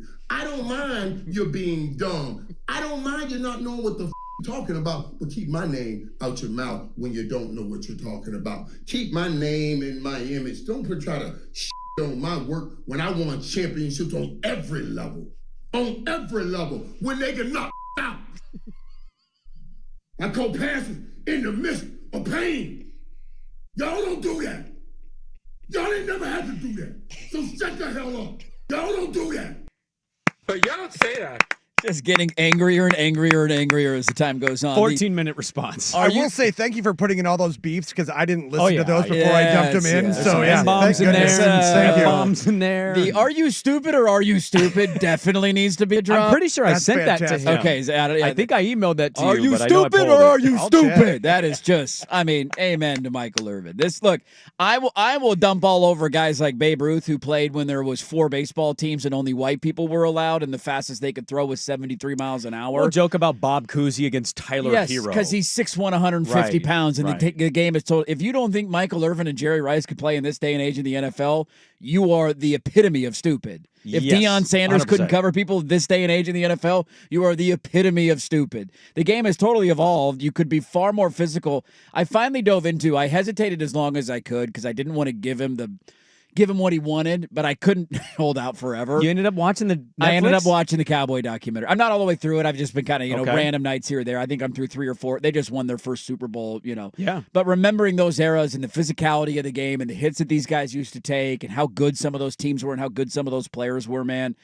The idea that they couldn't hang in this era is so stupid. It's ridiculous. It's the one thing that I don't crap on the old era, but I do hate the whole modern basketball players couldn't play in the old era thing. Yes, like- it's the reverse of it. It's stupid. It is. It's really stupid. And it's like the same thing of like, Hakeem Olajuwon would be Yes. maybe a better Jokic if he got to play in this era of basketball. The idea that elite guys couldn't play in this era and vice versa, to me is dumb. Now, if you want to go guys who played in the 50s and say like, well, the size and strength was so different that I know. they couldn't do it. That's the gap for me that I'll be like, yeah, I kind of agree. This is utter nonsense. Not that long I never ago, rooted dude. for Michael Irvin and the Cowboys. No. But I remember passionately debating between Rice and Irvin with Cowboy friends. And I always think Jerry's the GOAT, but like, yeah, Michael Irvin was amazing. Yeah, he was one of the best wide receivers we've ever seen. And the hits and the way he held onto the ball over the middle in ways that you can't get hit anymore, he's 100% spot on that. Like, quarterbacks and wide receivers have it so much easier than guys did back when Michael Irvin was playing. Y'all ain't never had to do that. No, they don't. The hits he had to Dude, take. you hit a guy over the middle now. He's not wrong. It's a suspension. It's a fine. It's a 15-yard penalty. Guys, like, it's just the game has totally changed. And some would argue that's for the better, and that's fine. But to pretend as if they could go through all of that and take those hits and hold on to the football and not succeed in the modern NFL, ridiculous. You're an idiot. So to the Facts Over Feelings podcast, I don't know much about you, but Your stupid ass. you're never going to get me as a listener. No, that'll You're do not going it. to crap on my GOAT and Michael Irvin, and I'm going to be okay with that. They got exactly what they wanted out of it. Now their one moment of fame is done. They did this to get the reaction from somebody. Well, and there's they- always going to be a contingent that's like, actually, Irvin's wrong. And I'm like, oh, my God. Jerry Rice couldn't run away from DBs nowadays, man. Jerry Rice was faster than Randy Moss. Jerry Rice, yeah, he was football fast. Damn it, He was football fast. He though. could not run Keely Ringo last night in Thursday Night Football. I don't know if he could have done that, man. Could Irvin have broken away from Sauce Gardner? I don't know. I don't think he could have. Loaded third hour of the program, Dirt and Sprague. Hour 3 with Sprague the Line. We'll talk some NFL. We'll get into some college football as well. It's a loaded third hour of the program, Dirt and Sprague. Third hour, 105.1 The Fan and the Fan Sports Network. Are you stupid or are you stupid?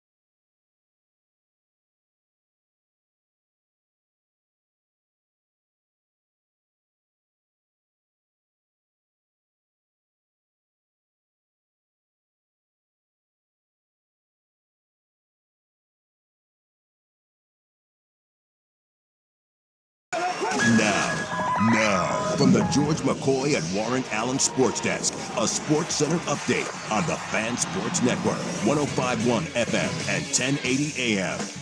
Jeff Rust here with your Sports Center update. First on the Fan, a bit of a head scratcher for the Eagles last night as they started NFL Week 6 with a loss to the Giants at MetLife. 34-17 was your final score. Jackson Dart, 17-25 for 195 yards and a score. Cam Scatterbo, 19 carries, 98 yards and 3 touchdowns. It's the Giants' first NFC East win in their last 9 tries. Now we'll go to the Diamond. The Dodgers moving on to the NLCS. They were 2-1 winners over the Phillies last night, taking the series 3-1. Now they wait for the winner of the Brewers and the Cubs. Chicago tied the series last night with a 6-0 win. Game 5 will be Saturday evening. We'll have coverage across the hall on 910 ESPN Portland. Meanwhile, the Mariners hosting the Tigers for a series-clinching Game 5 tonight at T-Mobile Park. 5:08 first pitch on Fox. George Kirby opposite Tarek Skubal. Coverage on 910 starts at 4:30.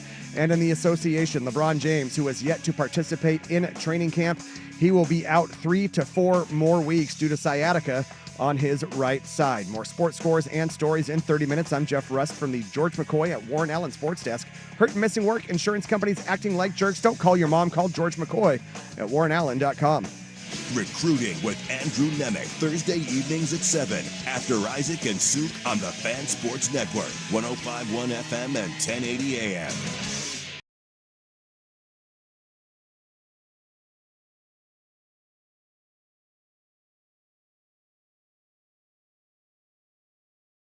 Sprague. Yeah, you were the best player on your team. Yeah, it's that. Now we talking. More dirt and Sprague. Scrape cleanup on aisle 3. Come get it. Sounds like you're just an athlete.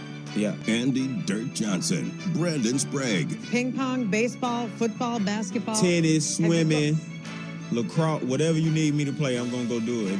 Dirt and Sprague on the Fan Sports Network. Hockey. Whatever, on the ring, whatever you need me to do, it don't matter.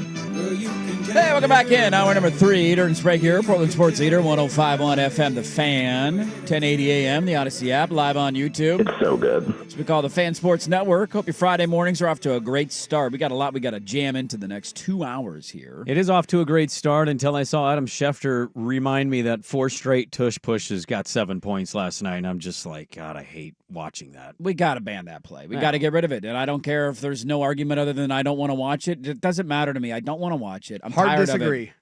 You want the play to continue? Hard disagree. So they should be allowed to have false start every time they run the play? I didn't say that. Well, they're not. Well, They're that's not how it's officiated. Well, They're but not officiating it properly. Right. now. So officiate it properly, but don't ban the play They because can't. you They can't officiate it properly. You can. No, they can't. If you see people lined up off sides, call it. But when you're watching Hurts just pile in, you're missing the slight half-second false start every time. It happened every single one that they ran last but night. that's not the the guards fault left of the early. play. That is the fault Ban of the the play. officials. If officials can't do it, then the play goes away. You have to ban the play. But this is like this to me. Do you enjoy watching it? I equate this Get to outta banning the shift in baseball.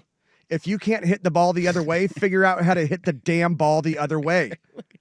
Okay. How did I know that Jeff Russ was going to have the contrarian take? Well, they're allowed on to this bite issue? ankles and false starts. Nobody else can run this play like they can run the play. Well, again, that's on the officials and the officiating. It's not on the Eagles. I knew you'd show up with a bad Yes. take at some point. This during is the not a show. bad take. Don't put some Terrible take. A1 Just on your officials call the steak. game Don't correctly, put and this some is not an A1. issue. Don't put some A1 Bring your on wife in here steak, for all a right? good take, Yeah, please. we need the other half of the Russ Go family sleep for on a- your tummy. for a better take than this. They ran it 4 straight times from essentially like the 6-yard line because they had a 3rd and short and then 4th and short. I'll at least acknowledge the fact Picked that it they up. know that they can't be stopped, so they're just like, let's just do whatever, this. dude. You get inside the 7-yard line now, they're just going to run it over and over and over again. I did have to personally boycott the game for about 15 minutes after I watched that. I needed a break. I needed a palate cleanser, and then I turned over and the Phillies threw the game away, and I thought, well, that didn't make my night any better. Thursday Night Football did happen last night, and I would say to the vast majority of people, a shocking outcome.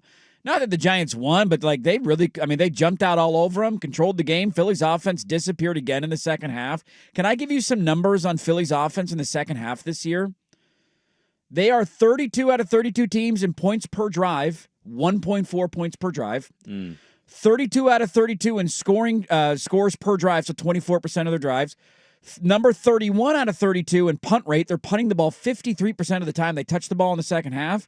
And in yards per drive, they are 31 out of 32 teams. They are averaging only 21 yards per drive in the second half of games this season. And it reminded me of a conversation that we had on Monday. And it's going to make it that much more painful if the outcome goes the way that it potentially could still go.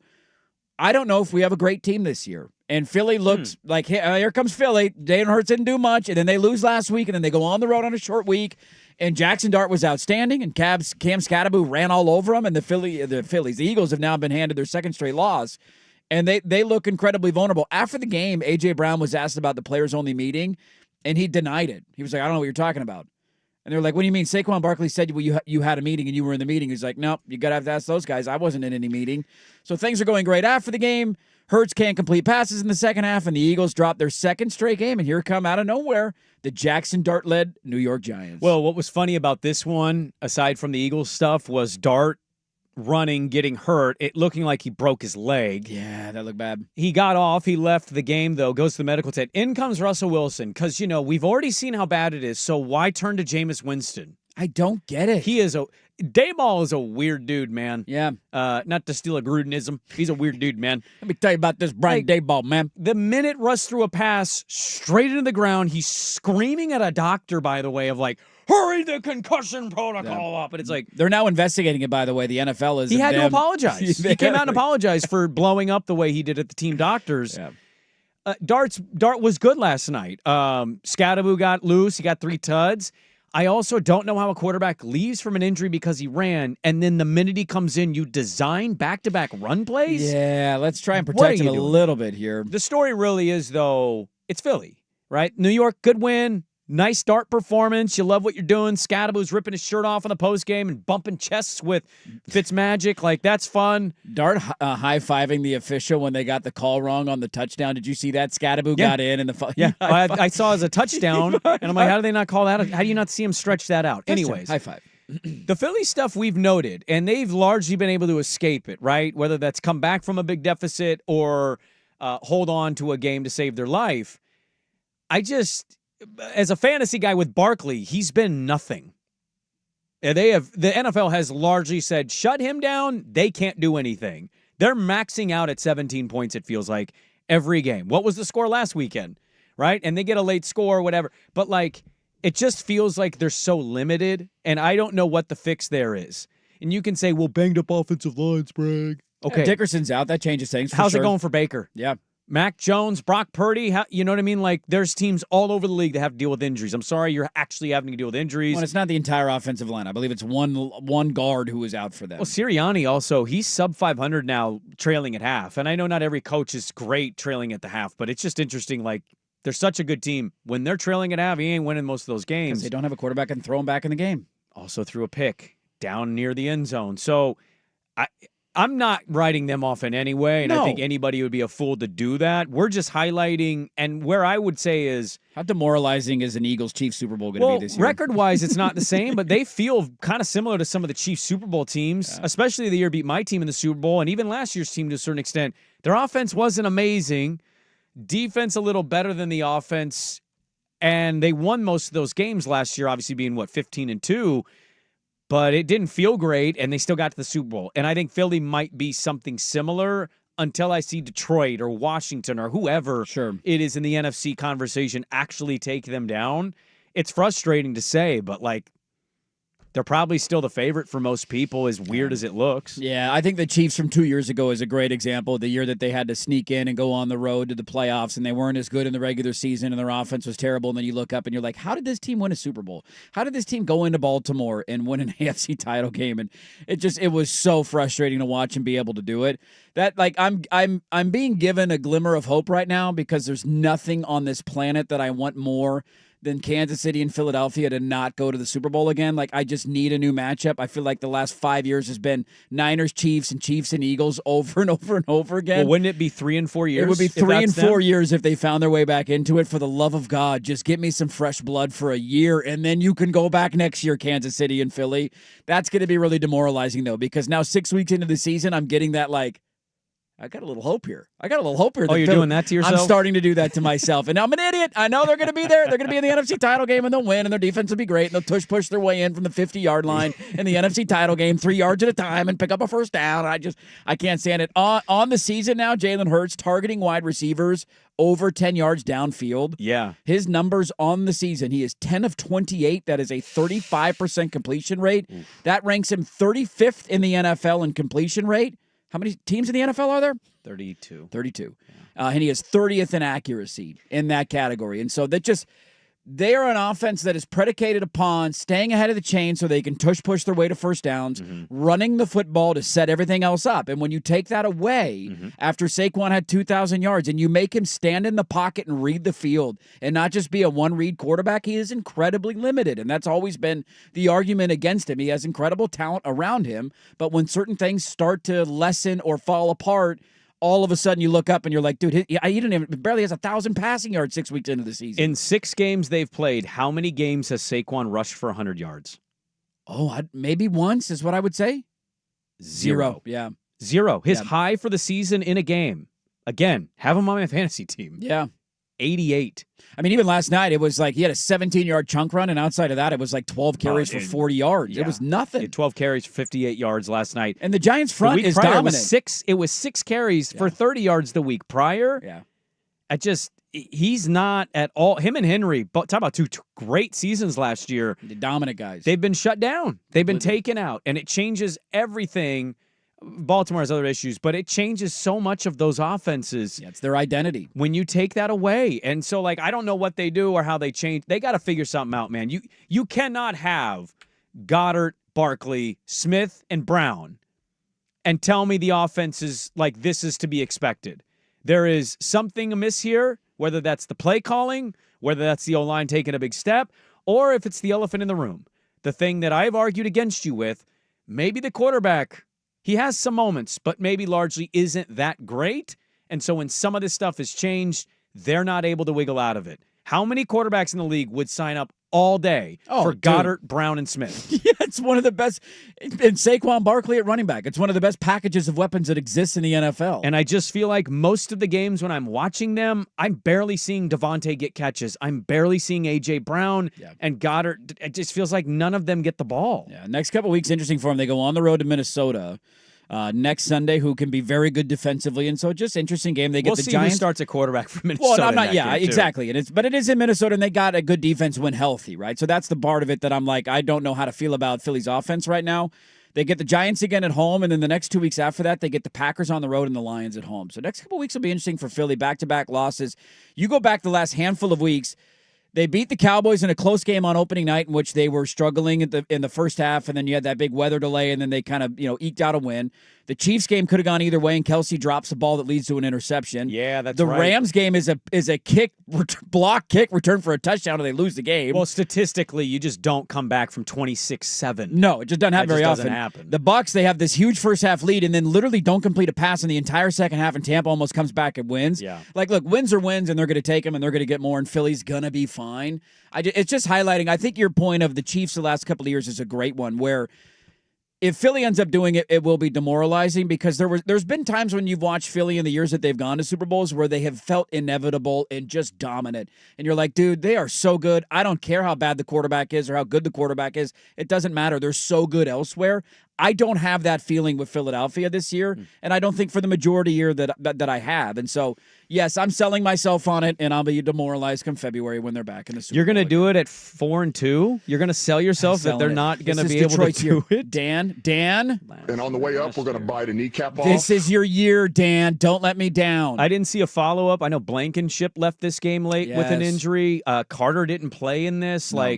That's the other part of the equation is... Guys are in and out every week, and it changes who you are. Right? And we always talk about it's the NFL, but, if you can't stay healthy, man, eventually that depth's going to kill you, and without a doubt. We'll see if it catches up to him. Ended up being an interesting game. Not great. Kind of a dud at times. Russell Wilson getting booed off the field after one snap was a pretty funny highlight. Is there, honest to God, is there a reason he can't trust Jameis for 3 plays? I got nothing for you. Doesn't make any sense. I know Jameis throws to the other team, and that's the counter, but, Russell Wilson's throwing to the ground. He can't complete passes so right now. At least Jameis is giving somebody a chance? I got nothing. You don't have to run. You don't have Put to him throw in, it, run the Jameis. ball. Give it to Yeah. Scadaboo and just punt. Like if you just go turf it into the ground, just hand the ball off, and maybe Scadaboo will carry guys for 9 yards. When they scored that last touchdown, I caught the reaction. Jameis sprinted on the field and like fist pumped in the air, and you saw Russ barely high five Jackson Dart and went, "Yeah, this sums up. Why are you doing this?" He shouldn't be here anymore. Just cut him now. The Giants, what a win for Dart. The NFL is a funny sport, man. They beat the Chargers 2 weeks ago. Yep. Go on the road and lose to the Saints by double digits. After being up 14-0. After being up 14-0, then getting outscored like 26-0 the rest of the way. Come home and play the defending Super Bowl champs and largely dominate the entire game. The NFL, it's a hell of a thing, and it was on display again last night. Let's stick in the NFL with a little weekend preview. What a game we have on Sunday night between the Lions and the Chiefs. How about the Niners going on the road to Tampa? How do we feel about that? A banged-up Bull down there in Tampa Bay. Take a look at the NFL weekend. We'll do that next. 105.1 FM The Fan.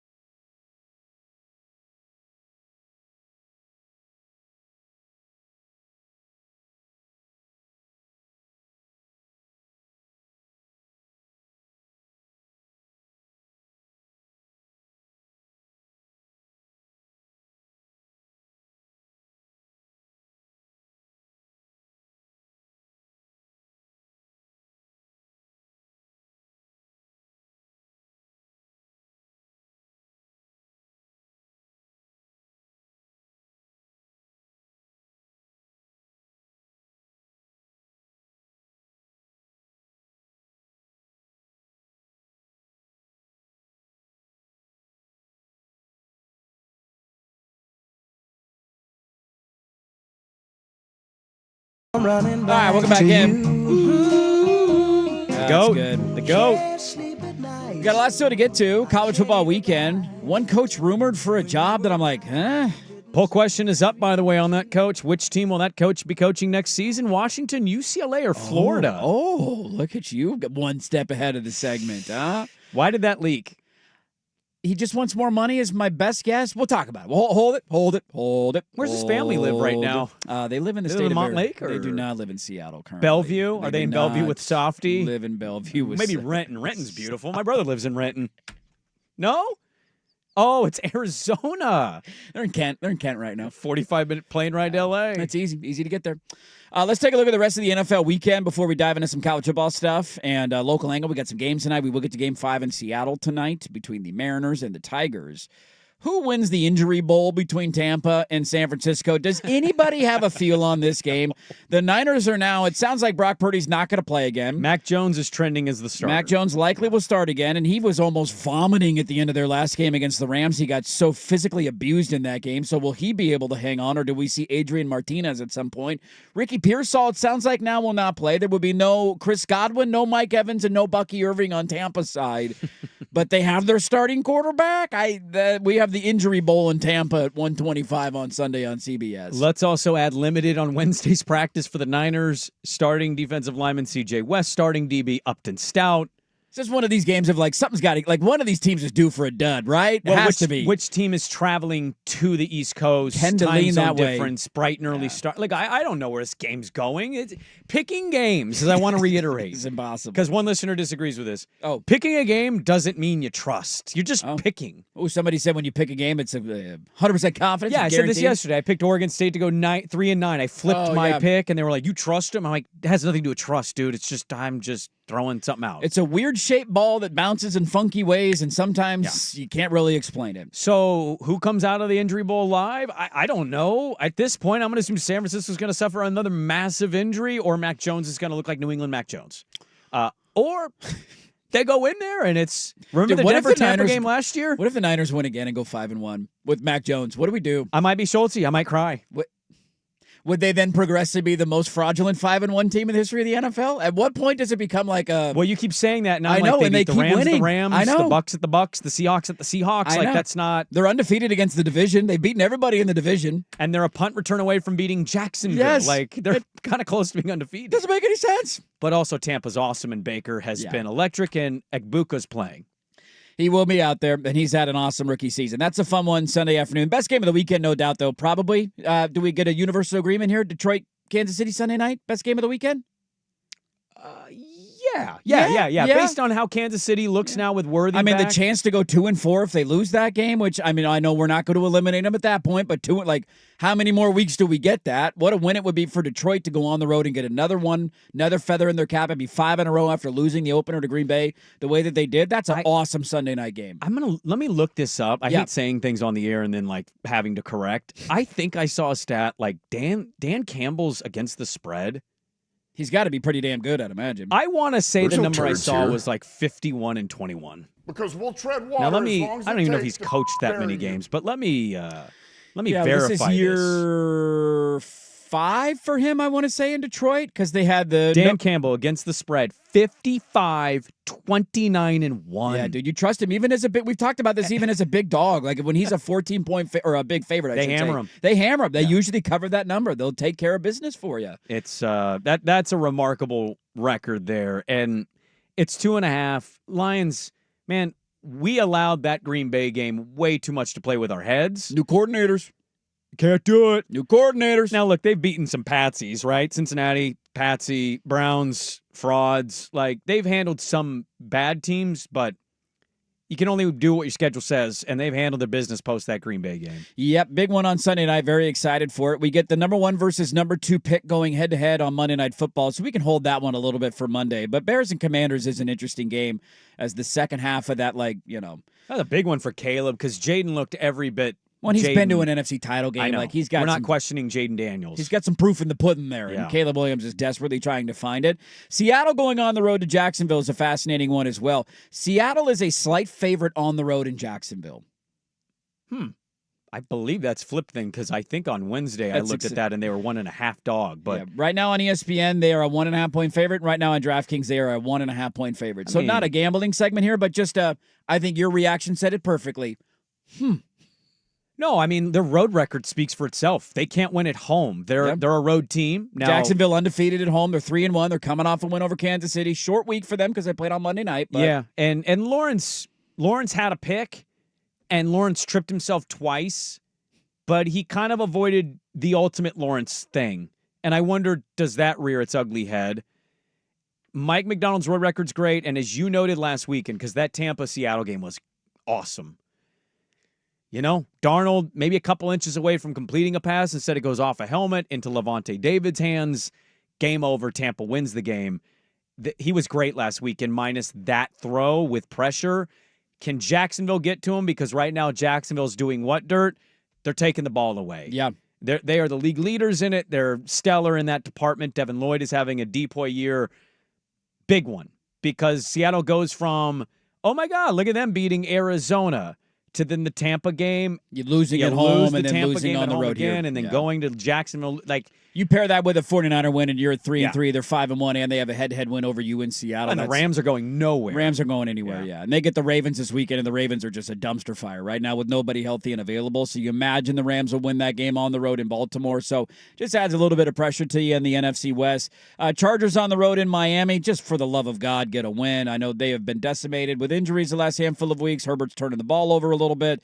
It has not gone well for them after a dominant 3-0 start. Now you're on the road against Miami and a team that can't beat the Carolina Panthers. For the love of God, just win on the road in Miami. Anything else stand out to you from the NFL slate this weekend? How excited are you? If you're not a fan of either of these teams, are you planning to wake up for any of Broncos Jets in London? No, you know me on Sunday. There's not many of those games. I'm a no alarm guy on Sunday, so it's just if I'm up, I'll watch it, and I'll be up at some point during the game because I'll get up whether it's first quarter, second quarter, or second half. I'll be up and watch the rest of it.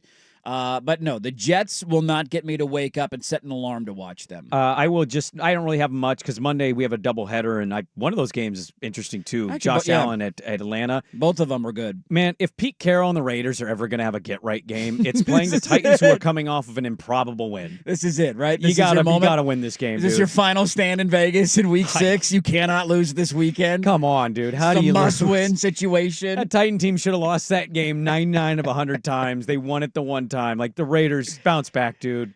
Does Joe Flacco get snapped in half in Green Bay?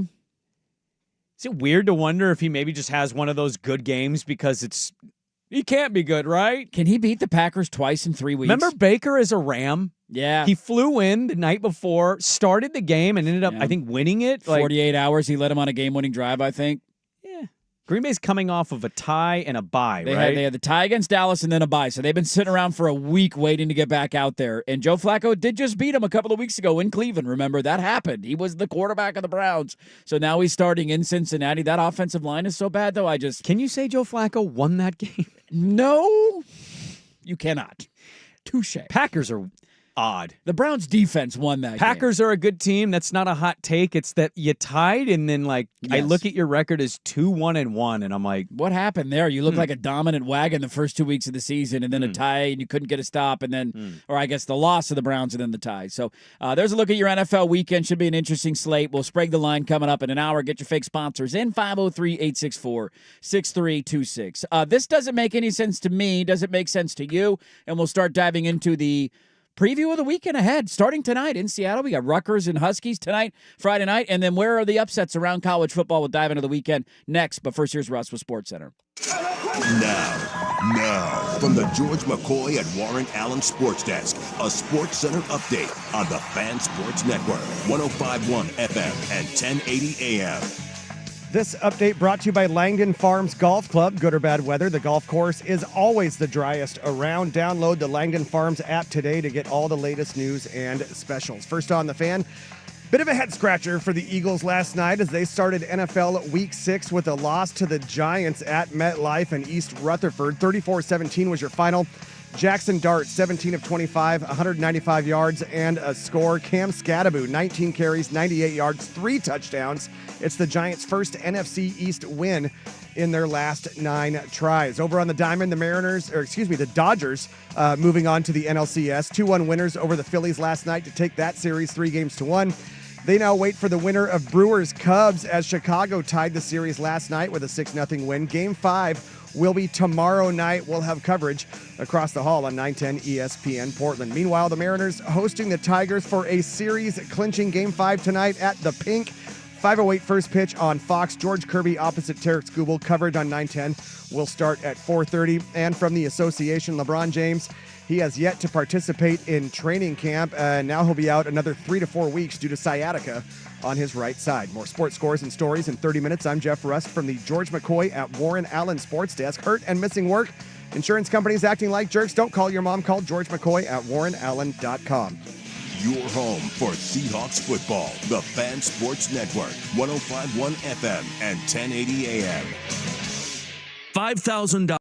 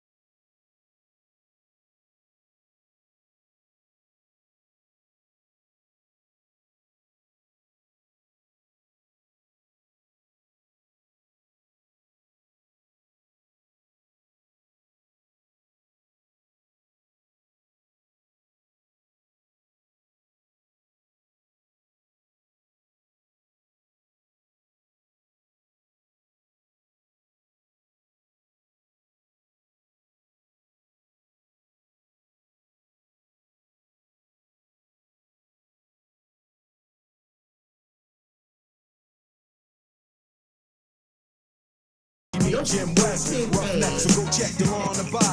you stupid or are you stupid? Welcome back in.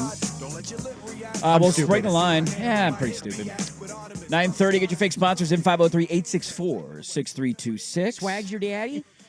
Swag is our daddy, but he's not here today. Daddy's gone, so that means we get to play around and have some fun. Stepdaddy's here. Stepdad's in town. Jeff Russ. Good morning, God, Jeff you'd Russ. be a terrible stepdad. I would be the best stepdad ever. No, you wouldn't. You'd be awful. Why would you be a good stepdad? Well, you expect me to call you dad? Teaching the kids all the curse words, all that kind of good stuff. Really? Yeah, exactly. You think that's going to make up for what you're doing to my mom? Yeah. I hear that. I hear that at night. Very awkward. I don't want that picture in my head. Go to sleep with headphones on, kid. We'll talk a little Mariners Game 5 coming up, final hour of the show. Lots still to get to. Let's get to before we dive into the college football weekend, a random report coming out yesterday. Pete Nakos was the one who had this at On 3. Oh. Jed Fish has been connected to the UCLA job. Well, easy with that. I mean, Wow, it's rumored UCLA is going to go after him. That's what I'm saying. Like it's rumored that they're very interested. It was rumored as mutual interest. Now these are largely just what job is open? How do I leak it to the media that this could be a thing? And guess what usually comes of it? A pay raise. That's usually how this works out, which is how 95% of me sees this going. I have a hard time envisioning it. Your take on Jed Fish having mutual interest, according to Pete Nakos in the UCLA job. Well, I think your reaction is, why would you go from what you've started to build in Washington down to what UCLA has been forever? Arizona to Washington is an upgrade. Washington to UCLA is a downgrade. Maybe not to him. He gets to live in Los Angeles. He's going to get an incredible salary. Look, I don't like UCLA. I think their leadership is inept. I think they allow boosters to run it more so than the AD, and the AD doesn't make good decisions. Like, there's not a lot about UCLA that I can sell on. His family moved to Tucson. They left where he is at. How long is the season? We go from what, August, end of July, August till camp is July January, to January, right? Yeah. December at least at the minimum. You're talking that extended a time. Your family doesn't live with you. How bizarre is that? It's a little weird. A little weird. It's a little weird. If Teddy Ballgame and It's a Mrs. Johnson little left and you didn't see them until March, you'd be like, well, this is odd. Yeah. So I already think that part is possible. They clearly like the sun, and I know they masquerade as like, oh, they're in high school. It's like, well, or you hate the rain. So I don't get it. I wouldn't want to leave what I've started to build, but he's Jed Fish. He kind of doesn't hang around. It's been his MO his entire career. If he makes this move, I'm fully done with Jed Fish. Like, you're not serious. How many times can you just go a place for 3 years, spend time building it up, and then just leave? Like, again, I will reiterate. Yeah, what would stop you from going to Florida from 4 years from now? Florida misses on their next hire. I'm not taking you seriously. You're never going to be at a place long enough that it takes to actually gain traction and make the noise that you need to. Like, he did a really good job of getting Arizona to be a competitive program, and he built that from essentially nothing. Yep. And the second he gets it to a spot where you're like, dude, Arizona could kind of make some noise here. Mm-hmm. They got a lot of returning talent. McMillan's one of the best wide receivers in the country, and Fafita was great. They didn't really beat any elite teams that year, but they beat up on all the teams that they were supposed to. They won 10 games, and the second that happened, he bolts, which I get it. Again, Arizona to Washington is an upgrade.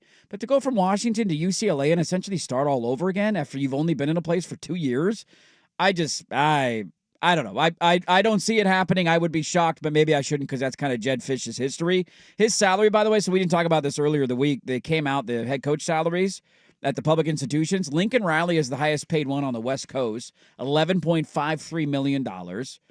Dan Lanning comes in second. These are just, I'm not What's using Lanning at again? Is it 10.4? Yeah, He's about $1 million behind Lincoln Riley. He just got a raise last year. I'm sure he's going to get another one this year. Good value there for Lincoln Riley. He's getting paid like $4 million a win at this point. Deion Sanders is next at 8.97, and then comes Jed Fish. He is making $7.57 million. 7.57. So that's the other part of it. Like, Chip, I think, was the highest paid UCLA coach ever at 6 and some change.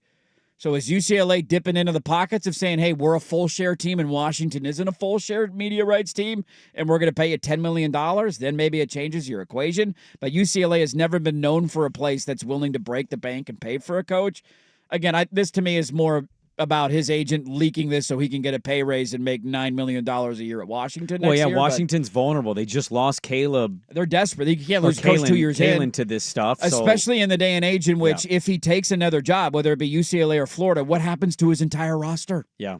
They can all enter the transfer portal. You wonder if DeMond goes down to L.A. But he didn't get Noah to go with him, and he clearly tried to do that. He didn't get T-Mac to go with him to Washington. Got a lot of key defensive players to come with him, though, and Jonah Coleman came with him. He did. Yeah, you get Jonah Coleman to come with you, you're off to a decent little start there. There's no guarantee. I'm not arguing the job is better. I don't think it is. You're in L.A., and nobody cares about you. Yeah. I just don't dismiss the idea of it happening because his resume says it's possible. Yeah, it's fair. UCLA might finally say we need to care about football in some capacity. It can't just be basketball. Like, right now, their best program is their women's basketball program. It's not even the men's side. Yeah. I know Mick Cronin's still there, but like the men aren't bad. The women are really good, and the football's a joke. So they need to get their ducks in a row here. I tend to agree with you that this is a leak to get more money.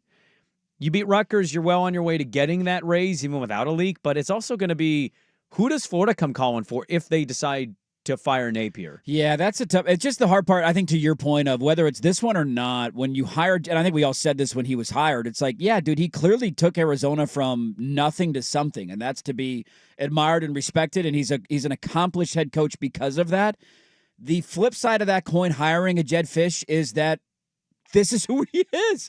I think we went through his entire history as a coach. I don't know if he's ever been somewhere longer than like 3.5 years. He just jumps around a lot. What is that personality trait? Because I know people that have that. It's like me listening to Spotify, and I'm like, next song, and I don't know what I want to listen to, and I'm just like scrolling through an entire playlist. I'm that way listening to music sometimes. That's me on Netflix. Yeah. I'll start watching something 10 minutes in, and I'm like, out. I don't think I want to watch this. And then I take 20 minutes to find the next thing, Right. watch that for 15 minutes, and go, Yes. I don't think I like this. And then at 20 minutes, it's just like 2 hours went by, and I watched 4 different shows for 10 minutes. And I'm like, that's why I don't go on Netflix. I can't make a decision. So whether it's this job or another, that's always the fear in the back of your mind with Jed Fish of like, he just gets a wandering eye. But that kind of came out of nowhere yesterday. The connection is twofold. It is one, the family thing that you mentioned, his family left. And then I think there's a relationship between him and the biggest booster at UCLA. They go His back best friend or something is the booster, yeah. So that's the connection. I don't think it happens, but we'll see. Let me see if Softies responded to this report, because you have to have as of now. He's got his hands full for tonight. He's got a lot on his plate. I imagine Seahawks is at the forefront of his mind. He's got Seahawk as his last tweet. Yeah. 9 minutes ago. He's got a Scooble tweet 17 minutes. He's got one an hour ago. Tigers! Beat the Tigers! Here we go. How do you feel? Just got a Kraken tweet. Yeah, he hasn't responded to this, at least on Twitter. We'll see if he responds. But if you're the Husky AD waking up, damn it, man. Yeah, Pat John, have fun with that one. Like, can we just get through? Can we you beat already Rutgers? want a new contract extension? Can we just, how about we win the game tonight, and then we'll go from there. Speaking of which, let's dive into it. Last week, who had UCLA Penn State on their bingo card? None of us did. Check tape. Did you pick that one? You called that one? Damn right. Did you call that one up front? Jerry Neuheisel. Where is the upset? Sure, Jan. We all believe you. Where do you sniff it? Where do you smell it? Upsets. Where are they? Next, 105.1 FM The Fan.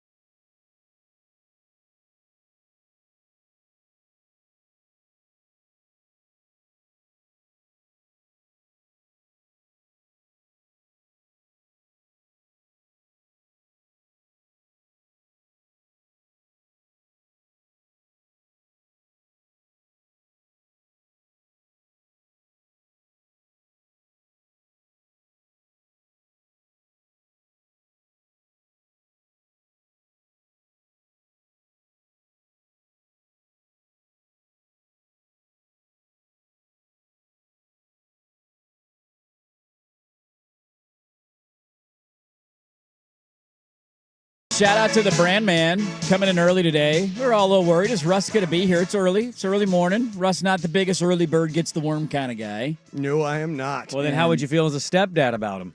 Yeah, somebody texted in and said, Russ would be the stepdad we want, not the stepdad that we need. That's pretty good. I'll be the stepdad you deserve. Oh, whoa, hey. Hey, where's your stepfather? He's playing with my Legos. He's over there in the corner. What? Somebody texted in, a Husky fan said a lot of UW insiders acknowledge that Fish likely isn't there long term, but that he will probably be there as long as Damon Williams is. Here's the tough part of that. I don't disagree with the take, but I don't think that dictates thinking anymore. Damon Williams was an Arizona commit. Oh, I didn't know that about him. He was a recruit to Arizona. There you go. With Fish. Yeah. Fish takes the Seattle job. Where did Damon Williams go to college? Or where is he? Where'd Lincoln leave and go to, and who followed him? Exactly. Like, these guys, it's more about, is my NIL together, and I like your system? Okay, I'll go with you. And also, the relationship is clearly there enough to where he was willing to not go to Arizona and stick with the commitment and follow the coach, which I get. The coach was the primary guy recruiting him, and he wanted to play in the offense. So if he is able to leave to UCLA, I think the conversation behind the scenes is, you want to come play in Los Angeles with me? Like, that's the scary part about losing coaches that didn't used to exist back in the day. Yeah. Is that just everything can be gutted in 30 days. And the Huskies learned that when DeBoer left, of just, all right, here we go. Let's start over from scratch. And it's not an easy thing to do. To lose a coach 2 years in would be a disaster for them. Well, do you know what Jed Fish's longest stint is as a coach anywhere? Isn't it 3 years? 2004 to 2007 as a Baltimore Ravens offensive assistant. Yeah. Like he's a 3 year less guy. He's gone. Now, here's my only counter to that. I understand He UW has fan. 10 different 1 year stints. It's wild, 10 dude. different it is 1 year wild. stints. Yeah. He's a football whore. Okay. He goes from place to place. Here's my only counter to that. Like, first of all, we need to kind of change the messaging of this. This isn't going to be UW's fault. UW's paying it's him. not going to be UW's fault. But No. I think what's going to naturally happen in our area is going to be, hey, little brother. Like, there's going to be a lot of that noise. One guy doesn't seem to be going anywhere and is only getting better, and you're going to have to restart for the second time during his tenure, if it happens. You can make an argument. You should have done more due diligence instead of saying, let's roll the dice with the guy who doesn't stay loyal long. We don't know if that's true yet. So let's also be fair to it. Well, the AD that hired him, too, left like 4 months later from the Nebraska job. Yes. God, remember that guy? Yeah, I do remember that guy. If you're a Husky fan and you know this might happen, I think the bare minimum requirement is the next hire is somebody that is just not going to be as like his list hasn't been as long in his career. Call Chris Peterson again. What's he doing? Does he want to step out of that Fox booth? I think you need to go a different You want direction. Jonathan Smith, former offensive coordinator? You get Jonathan Smith on the line? I'll tell you what, man. I know one guy that wants to coach. That Jonathan Smith guy would take that job, guy. I was thinking about this guy. Lupoi. Dude, talk about entertaining for the rivalry. Him versus He Dan goes Lanning to UW. would be fantastic. Well, what about this guy? Yeah, Will Stein will help you shine. That'd be a great hire for them, yeah. That would be really awkward if it happened. If I was Will Stein, I'd actually think that's a great spot if you could convince Damon to stay. I guess that would be like Kirby being at Georgia for Bama fans of like he was your DC and it just, this is going to get weird and now we're going to play each other and be rivals, but thank you for all that you did. Very strange times. Last week it was UCLA versus Penn State. Shocking upset. Top 10 team went down. We're not going to have that level of shock. Are we? Find it for me. Can I give you a dumb stat that doesn't mean anything that I still found fascinating? Okay. There is a ranked matchup this week that has happened 4 times previously when the two teams have been ranked. One team has won the matchup every time it has happened. Are you going to give me Illinois, Ohio State? This is the 5th time that they have played, both times being ranked. Juice Williams. 4-0 Illinois is in ranked versus ranked matchups against Ohio State. 1983, they were number 19. Ohio State was number 6. Illinois won. 1990, 13 versus 20, they won. 1991, 20 versus 11, upset. 2001, they beat them. This is the 5th time that it's happened. Illinois has never lost to Ohio State when they're both ranked. Well, we all know 83 translates to 2025. Without a doubt, the game is totally the same. 14.5 point spread in that game. But see, like, this is kind of what I'm saying here. That win and that upset it doesn't even come close to the Richter scale of UCLA Penn State. That's totally fair. It's not 20 points, and UCLA might have been the worst team in Power 5. I just am looking around like Bama going on the road to Missouri. That line has shrunk as the week goes on. We can get back into Oregon, Indiana in the final hour, so don't include them here because that would also be a point spread upset. But Bama's on the road at Missouri. See, mine is it Pittsburgh at Florida State? Yeah, could Florida State lose 3 in a row? That would be shocking. Texas over Oklahoma. Again, I know from Vegas isn't an upset, but you'd have a top 6 team in the country losing to an unranked team. So that would shake things up. You got Texas A&M and Florida. We know Florida's good defensively. Georgia going on the road to Auburn for a night game, basically a 3-point favorite. Like, I look around the weekend, there is a lot of landmines, not to mention the fact Sam Leavitt for Arizona State out of nowhere yesterday, not going to play. Kenny Dillingham did an interview this morning. He said it would be a miracle if he plays in the game tomorrow. That's the nightcap. They're on the road as a ranked team, undefeated in conference play at Utah, who is now unranked after their Texas Tech loss. Well, and they're also coming off of a bye, and last time they played, they got embarrassed on national television at home by Texas Tech. Yes, they're hungry for it. Look, you can... BYU at Arizona would be an upset, right? All of these non-ranked versus ranked. There's a lot of those where they're live. Like, I'd even throw...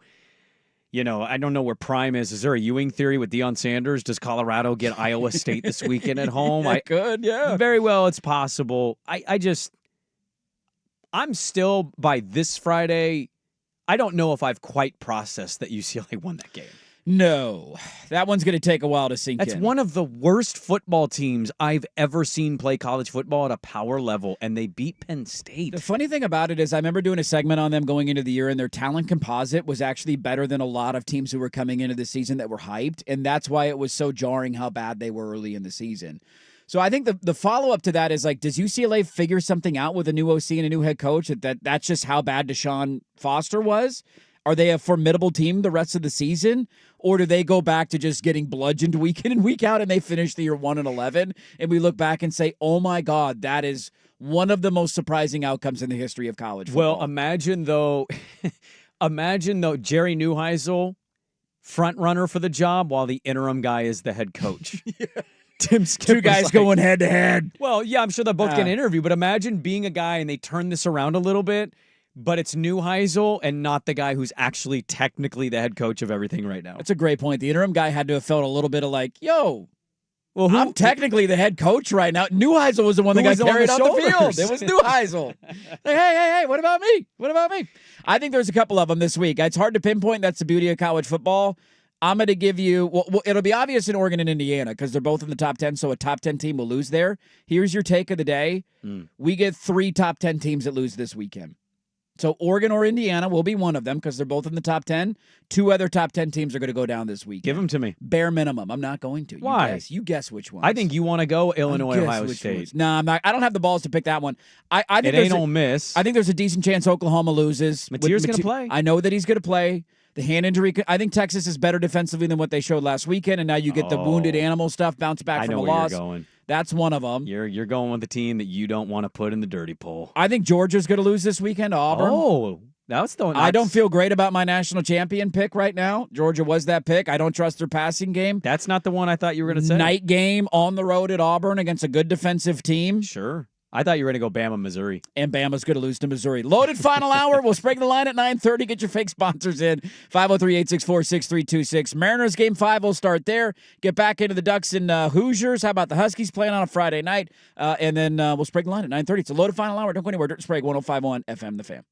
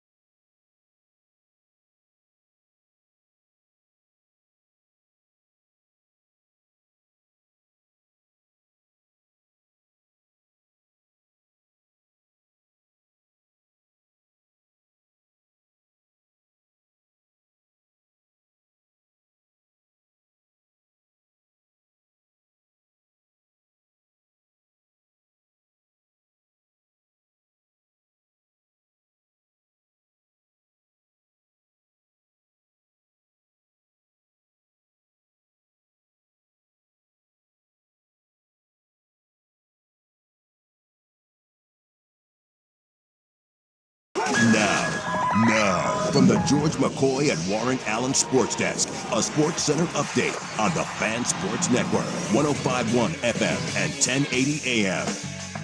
Jeff Rust here with your Sports Center update. First on The Fan, a bit of a head-scratcher last night for the Eagles as they started NFL Week 6 with a loss to the Giants at MetLife. 34-17 was your final. Jackson Dart, 17 of 25 passing, 195 yards and a score. Cam Scattaboo, 19 carries, 98 yards, 3 touchdowns, and a ripped shirt in postgame. It's the Giants' first NFC East win in their last 9 tries. The Dodgers moving on to the National League Championship Series. 2-1 winners over the Phillies last night to take the series 3-1. They're waiting for the winner of the Brewers and the Cubs. Chicago tied the series last night with a 6-0 win. Game 5 will be tomorrow night. We'll have coverage on 910 ESPN Portland. Meanwhile, the Mariners hosting the Tigers for a series-deciding Game 5 tonight at T-Mobile Park. 5:08 first pitch on Fox. George Kirby on the bump opposite Tarek Skubal for Detroit. Coverage on 910 starts at 4:30. And in the NBA, LeBron James, he has yet to participate in training camp, and he'll be out a bit longer, 3 to 4 weeks, due to sciatica on his right side. More sports scores and stories in 30 minutes. I'm Jeff Rust from the George McCoy at Warren Allen Sports Desk. Hurt and missing work, insurance companies acting like jerks. Don't call your mom. Call George McCoy at warrenallen.com. The home of primetime with Isaac and Sue. Weekdays 3 to 7. The Fan Sports Network, 105.1 FM and 1080 AM.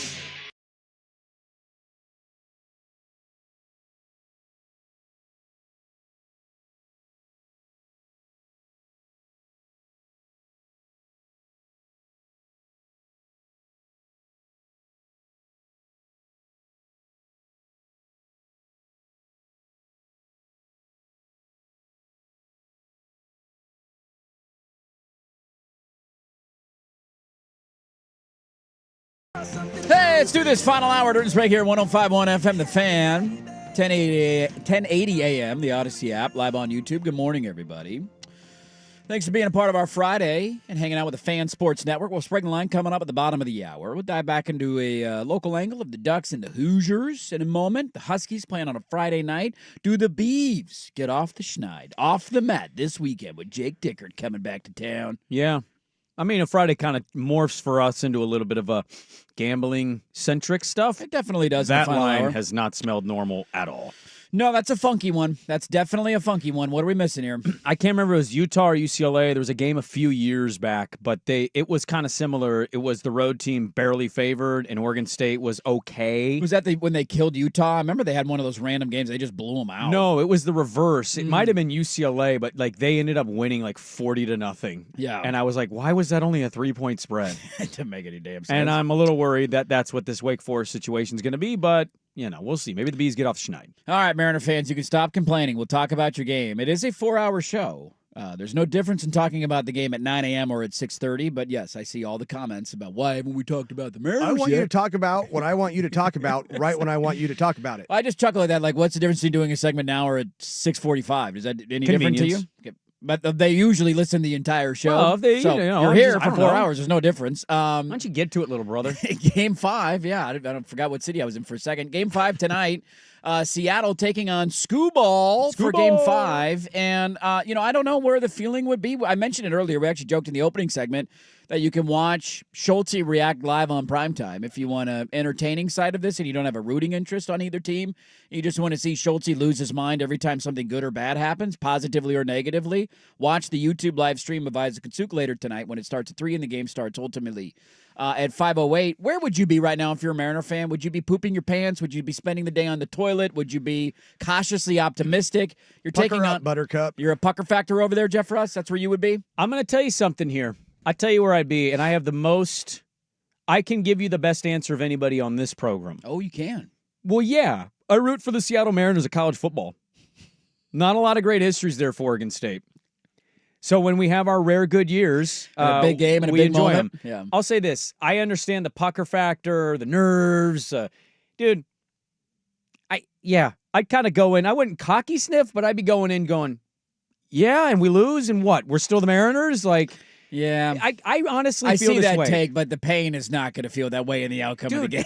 They're a good team. They are favored. They got a bye. I understand all of what you can say, but like you're also still the Mariners.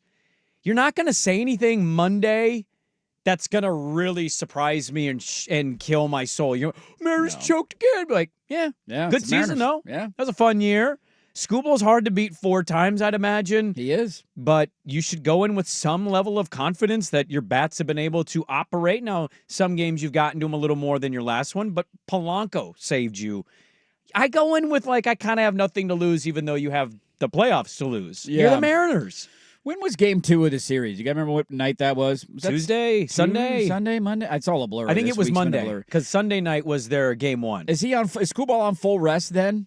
Would that be from? No, it wouldn't, because it would be Friday Maybe night. it's 4 days rest. So, I mean, that's the one thing that I would say that you feel decent about. It'll be Kirby versus Skubal tonight. I don't know if people wanted Kirby to start or Castillo, and you're going to use both of them, I'd imagine, right? Like, if Kirby's pitch count gets up, Castillo will come in. You're going to be all hands on deck. It's an I would think elimination you'd see game. both tonight. So if he's out or a little funky in the third inning where some walks are happening or some hits are happening, you'll immediately go to the bullpen and change things up a little bit.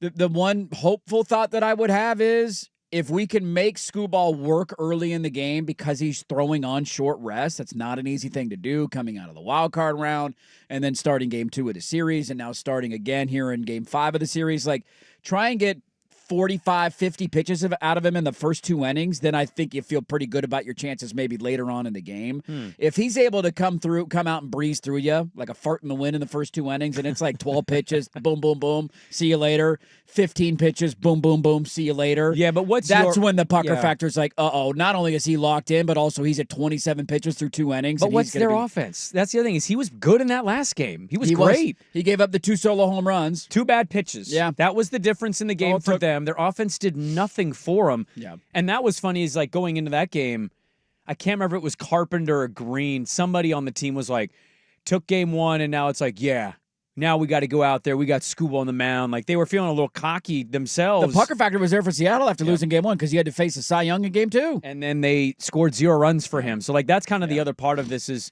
he has been lit up. He's also played kind of just fine. He just hasn't had a lot of offensive support. If the Tigers are doing nothing, I don't even know if that's scaring me. I just like Skubal's being Skubal. That's true. Let's get this guy. If you can get it to 6 innings, because I venture to wonder if he goes past even 6 or 7. I think you're just fine. Now, if you're down 6-0 and it's the second inning and he's lights out, that's a different factor. But you keeping this within a score or 2 or 0-0, or even you go up 1-0, dude, you know he's going to get out at 6 or 7. Baseball's dumb now. These guys aren't allowed to go to 9 innings. Yeah. I think you're feeling okay. I understand all the jokes about Mariners and Mariner fans. I think the Portland Mariner fan is different than the Seattle Mariner fan. But, like, at the end of the day, you're already being made fun of. Just not care. And What's say, one more loss? All you know is pain. If darkness is already your ally, why not just get a little bit darker in the outcome of it? Right now, you're baying with a mask. What are you going to do? Hurt my face? I'm already breathing kind of weird. There's a graphic popping up. Cal Raleigh in the series is hitting .438. The rest of the team is hitting $190. So the MVP, or hopefully MVP. Wasn't he having a good series until they got to Detroit? Yeah, I don't think he was very good in Game 3 or Game 4. He was good for them early and hit that go-ahead double in Game 2 that put him on top, and ultimately they won the game because of it. The atmosphere will be electric. I think you're pumped that it's a night game. By the way, somebody said Game 1 and 2 were Saturday and Sunday. Sunday. So thank you. Yeah. I forgot the Game 1 was Saturday and going head-to-head with the Miami-Florida State game, and then Game 2 was Sunday against Sunday Night Football. So it's not quite as much of a short rest for him to go from Sunday to Friday. That's not terrible, but it does add to the equation. You're not wrong in the outcome of the game, and hey, what do you got to lose? You're the Mariners. All you know is losing in your history. There is the feeling of elation if you win this game and you punch your ticket to the ALCS for the first time in 25 years, as opposed to the outcome of, man, you had a season where you finally did something at the deadline. You went and got 2 bats. One of them has done nothing for you. Although, can we talk about Suarez's hair? That's just immaculate. Have you paid attention to his hair? Lion's mane. Just what? Oh my God! How much work goes into getting that hair ready for a game is what I want to know from him. Flips up. That's a guy that goes to a club with tight pants. The hair's flown, the earrings there, and a lot going on there. He's hitting on everybody. Agreed. I'm Suarez. You got the baby issue out of the way. Like, you added bats at the deadline. Like, you got the rotation. Cal Raleigh's an MVP. Julio's ended up having a good year. Like, I made fun of you last week for asking, does this run feel different? Because there just haven't been that many to feel different against. They've only been to the playoffs 6 times I in their asked franchise. you, and you laughed at me. I laughed at you for that question. But there is that thought of like, yeah, man, like you finally did the stuff that we've asked you to do as a fan. And if it just results in losing to the Tigers in the ALDS, that is demoralizing. Because I think, as we've all highlighted, there is no guarantee in the sport of baseball that next year is just going to pick up where you left off. Like, okay, well, we won the division. That means next year we'll go to here or here, and that's how good our team will be. You have no clue what next year is going to bring and what injuries will do and what one-run luck is going to look like. Like, there's a sense of urgency of, you got a favorable matchup. It's at home. You got Game 5, and yes, it is school ball on the other side, but this is Kirby's making his 3rd career postseason start. He's been experienced. Like, this one will be devastating if they lose, I think, is what I'm trying to say. And I know that's not a shocking. You have the Angels and the A's in your but division. I think next year you're going in just fine. We'll see, man. We said that 2 years ago when they made the playoffs, and then they didn't go to the playoffs the next 2 years. I know. And now they're back. That. So, and look, I know, groundbreaking statement saying that, hey, they're going to be devastated losing a playoff game, but just with their history, adds on top of it. Mariner fan, good luck to you. There is nothing more thrill-seeking than an elimination game in the playoffs when you're just... the nervous energy. Every time my There's team's not a higher high and maybe a lower low than when your team does get eliminated in baseball, because it's such a long journey to get there. I find myself, whenever my team's in baseball moments like this, and I've experienced a few of them, like I can't even sit down after a while. Like you hit lulls in the game or commercial breaks you can, but like the nervous energy just takes over my body and I end up pacing around the living room. The Braves closeout against Houston in Houston. I was standing, and then Soler hit a baseball out of the stadium, and I finally sat down because that was it. That's it was the like, exhale of like, it was like, oh my God, that's too many. They're gonna do it. It's over. They're gonna do it. So yeah, I understand that, and I don't even watch baseball day to day or the way that other people do. So it's a long journey. Let's see if it comes to an end tonight. There you go. There's your Mariner segment, everybody. Are you happy now? I don't think they are. Satisfied? I think they're rooting very hard to win for their sake and also to laugh at you. Tonight could be a really funny night. If the Rutgers and Tiger thing hits. I came close last weekend because the Seahawks lost. The Mariners did get a split, so they got the win on Sunday, but they were almost down 0-2. Yeah. And the Huskies were down 20-0. We have such a weird audience in this way. Like, we have Husky fans, so they hate your Duck stuff. Yeah. But then you share a fandom, or like there's always one tie-in of like, why are you still here? Like crapping on Oregon State and Washington because they're Duck fans. Little brother. And then they're like, guys, talk about the Mariners. And I'm like, we're Portland, not Seattle. Good luck tonight to all the Mariner fans. It'll be a roller coaster of emotions, and hopefully you get happy tissues at the end of the night and not sad tissues. I'll do a prediction tweet. What will the outcome be with the combo package of Huskies Mariners? Both win. Huskies win. M's lose. M's win. Huskies lose. You can't lose at home to Rutgers, can you? You can't do that. You can't lose that game. Unless your coach is eyeballing another job. Recruiting UCLA right now. Is this Jonathan Smith coming to Autzen when we all know he's on his way out the door? By the way, to pair that, did you see the report from Chris Lowe of ESPN today? No. He got a quote from Dan Lanning, and Lanning was like, I'm going nowhere. I will not stop until we're winning a natty here. Like, oh, it's not what the guy in Seattle's leaking. We talk more about that game? Yeah, we can. I mean, I'd love to. Yeah, we got him, boys. I think ultimately, like, we kind of just need that game to be played. Let's go up the Boy, they better not lose this week in Indiana. Don't lose this week in Indiana. That would suck. Please don't do that to me. You've crapped all over that team. Yeah. You've given them compliments, but you've also I mean, they're like, good. I like real. Signetti, but, like, you know, let's talk about it. Does Oregon beat Penn State for the 3rd straight game? Oh. 3 in a row. We get 3 in a row? Penn State loses to Northwestern. Is that who Penn State plays? They play Northwestern this weekend at home. You can lose to UCLA. I think anything's possible. If you lose at home to Northwestern, Oh, I honestly think he's going to get fired if that happens. Yeah. They might, like, There might be, like, a riot. The people might leave that stadium and tear stuff down around campus if you lose that game. Like, legitimately, they might go burn his house down.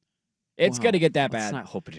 I mean, I'm not saying it should, but, like, Let's not sit and act like that's a level-headed fan base after the Joe Paterno stuff that they supported. You lose to Northwestern, though, legitimately, I think they would be forced into a corner to have to do it. You have Because to. that's just like... Who's got $50 million laying around? That was their great... He said it was their best, most talented team and coaching staff. This is their year. Do the Beavs get off the schneid? Little thought on Washington and Rutgers. Some final stats to look for the Oregon-Indiana game. Take a look around the Northwest. We'll do that next before we spring the line at the bottom of the hour. We're back after this. 105.1 FM, The Fan.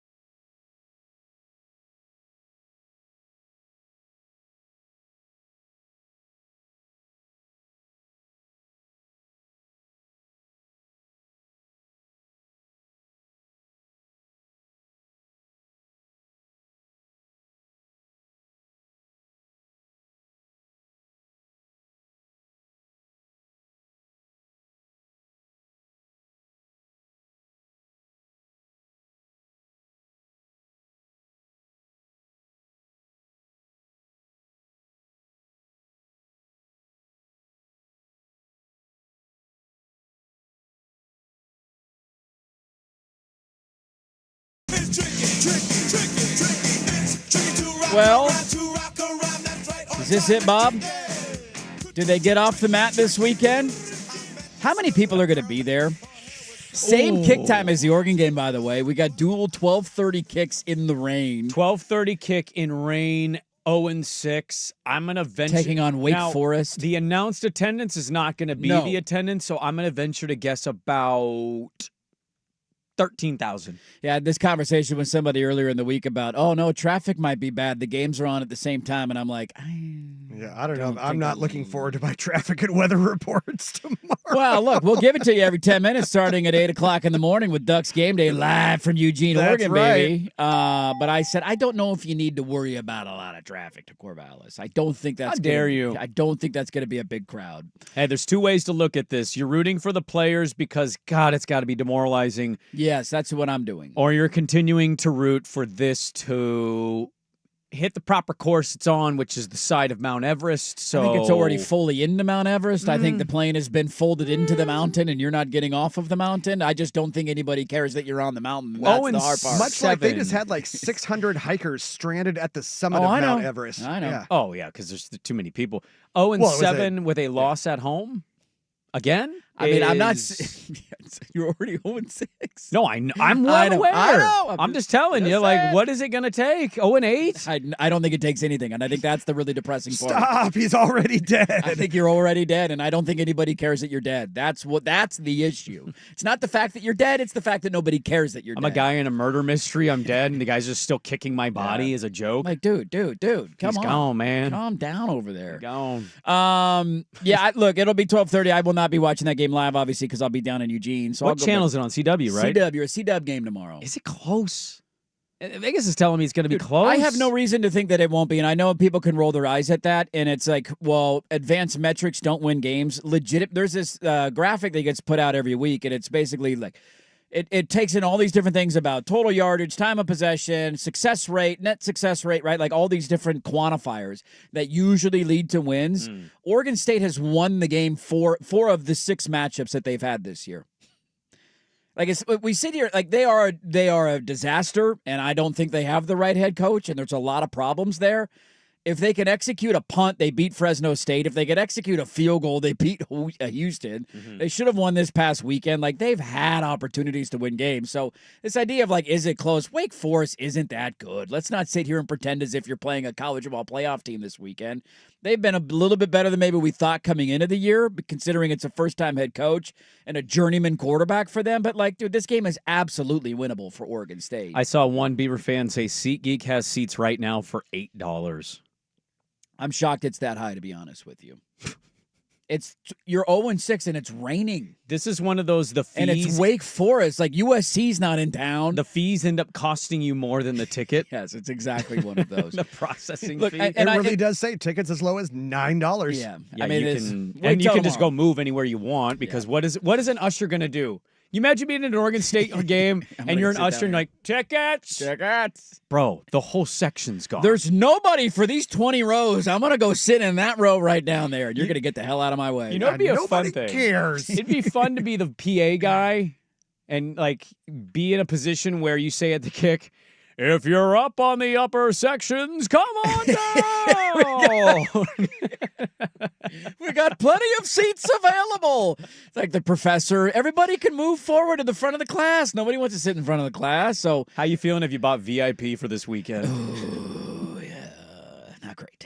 Not great. Just, look, I don't think it changes anything. To your point, maybe a loss gets Brave fired. I tend to think that your president doesn't even know that the football team's 0-6, and that's a bigger issue that you're facing right now. Does she know the season started? I don't know if your athletic director's alive. I haven't seen him out in person. Is he there? Did we checked him? Did we got a weekend at Bernie situation going on? Can somebody give me a status update on Scott Barnes? Norma Bates? I'm rooting like hell for the players, dude.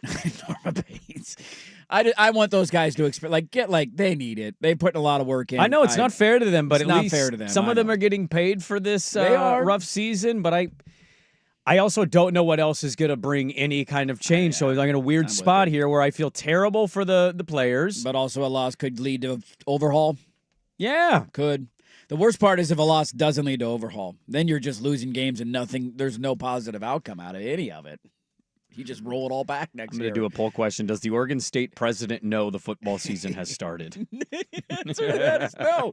She's got no clue.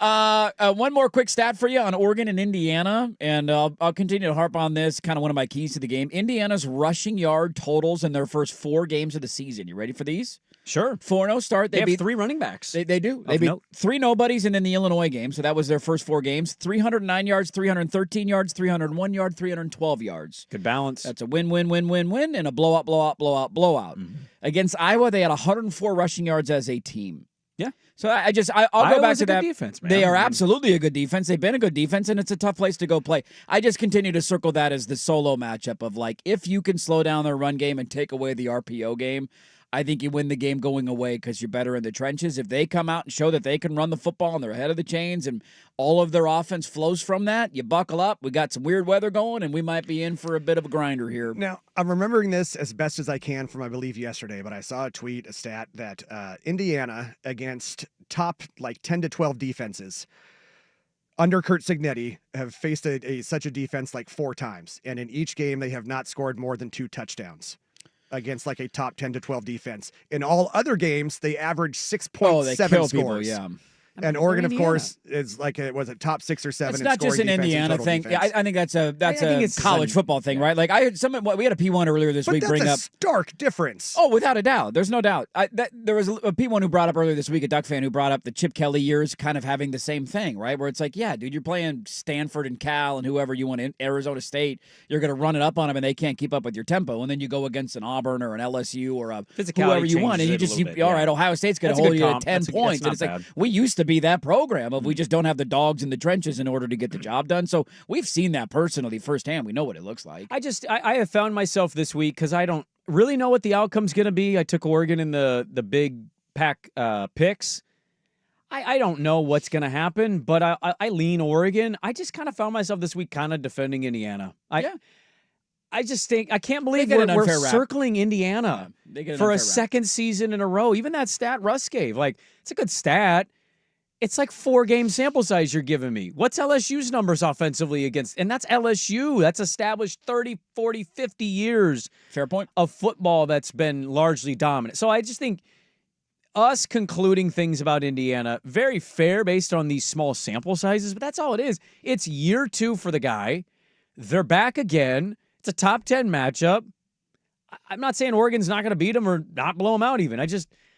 I'm kind of sitting here giving them some flowers, even if they're not beating the greatest of teams, because nobody and their mother saw Indiana ever being this. Fair. And so it's a remarkable job by him so far, and we'll see if they keep it tight. They keep it tight, I think we're going to come away Monday questions about whatever it was the Ducks didn't do well or what Indiana did very well, and also if Oregon kills them, I know the takeaway for a lot of people will be, well, Indiana wasn't that good anyways. After sure. spending a week talking about how good Indiana is. But if Indiana keeps it tight, I think the takeaway is let's also give some due respect to Indiana. Without a doubt, that's a good step for Cignetti a year 2. Quality losses are a thing. Yes. If they get a quality loss out of this, like we did this with Georgia, Bama, I did it with Vanderbilt in my own dirty poll. Like I was impressed with the way that they looked going on the road, hanging in that game. They had a chance to win it. They just had some turnovers go against Boise State last year in Eugene. Yes, their quality win or quality losses are a thing, and they could get it this weekend in Eugene. Well, and look at how terrible of a team Penn State is now. Yes.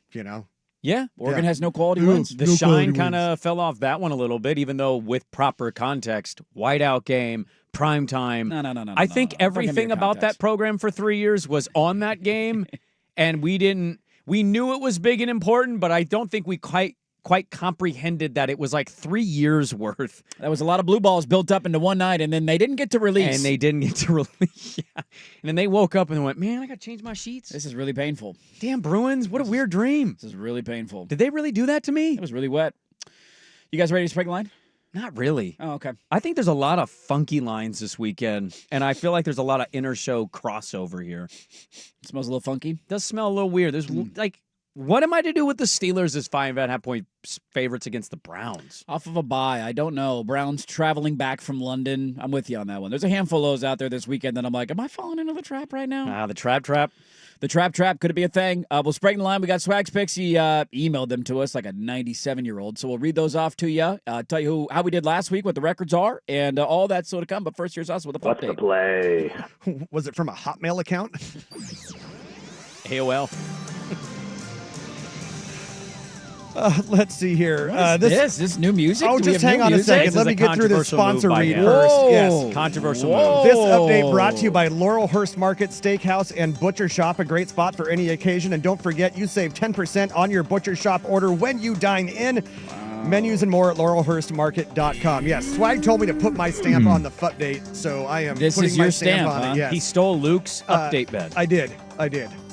So you just stole something from another show? That's not putting a stamp on it. You put another show stamp on it. That's Listen, not a you Jeff let Russ somebody stamp. here, stamp okay? off. God, Russ. Goodness, I know you can't triple stamp a double stamp. You just Anyway, did. That's what you're trying to do. I did.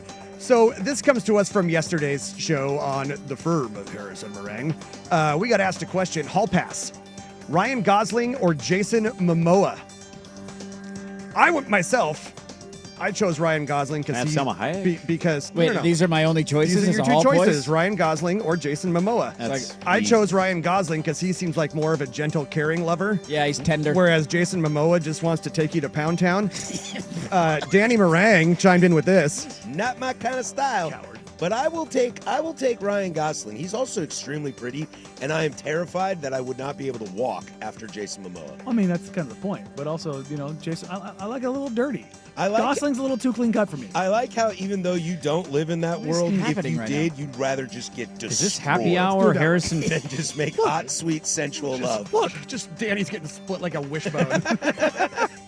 Is this What is just this happy happened? hour Harris Meringue like propaganda? What is segment happening that right you're now? I doing think there? it is. That was from our our 10 Toes Down segment. What is going on You've right stolen now? the bed music from another show. You're Wow. stealing audio and questions. Hey, I just wanted to pose You the literally question haven't to you guys. created anything yourself. I did tell you. I said that yes, I would go with Ryan Gosling. He That's a seems like a fail. gentle, caring lover. First of a all, fail. you're underrating. I think Momoa is actually the opposite of what you think. I think he's a little more tender than you give him credit I think for. he's very tender. He's in comedy movies. I think he's very caring. He wants to ride the motorcycle with you, but then he wants to treat you to a beautiful romantic oceanside dinner. I'm right. going Gosling, though. I take Gosling. He's I'm gonna more look my into his size. eyes. We can fight over who's doing what. All the things you could have teased there. I did not see that coming. All right. Pun intended. Now I bow out. All right. On to you, Brandon. I saw this on The Firm with Harrison Meringue. Just kidding. Somebody Come up getting with my own thing. Split like a wishbone? What are we doing? I don't know what that was. What was that? Sorry, that's a good line. Speaking of hot orgies, how about this? 100 male Gartner snakes team up on one female, and they sort it up in a large mating ball. Whoa. First of all, I hate snakes. Second of all, 100 dudes and one lady. It's a lot, huh? How does she sort all that out? It's the Bonnie Blue of snakes.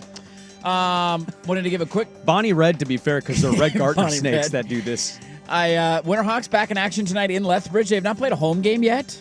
Their first home game, they're doing renovations to the VMC, so they got to wait till the 25th. But a quick little tease, since Jeff Russ is allowed to do this for his show, first episode of the Portland Winterhawks podcast will be out today. There you go. Up. What was this? Like I said, Swag said put your stamp on it, and I believe I just did. More sports scores and stories in 30 minutes. I'm Jeff Rest from the George McCoy at Warren Allen Sports Desk. Hurt and missing work. Insurance companies acting like jerks. Don't call your mom. Call George McCoy at warrenallen.com. Sports Saturday with Joe Fisher and Rashad Taylor. Saturday mornings at 9 on the Fan Sports Network, 105.1 FM and 1080 AM.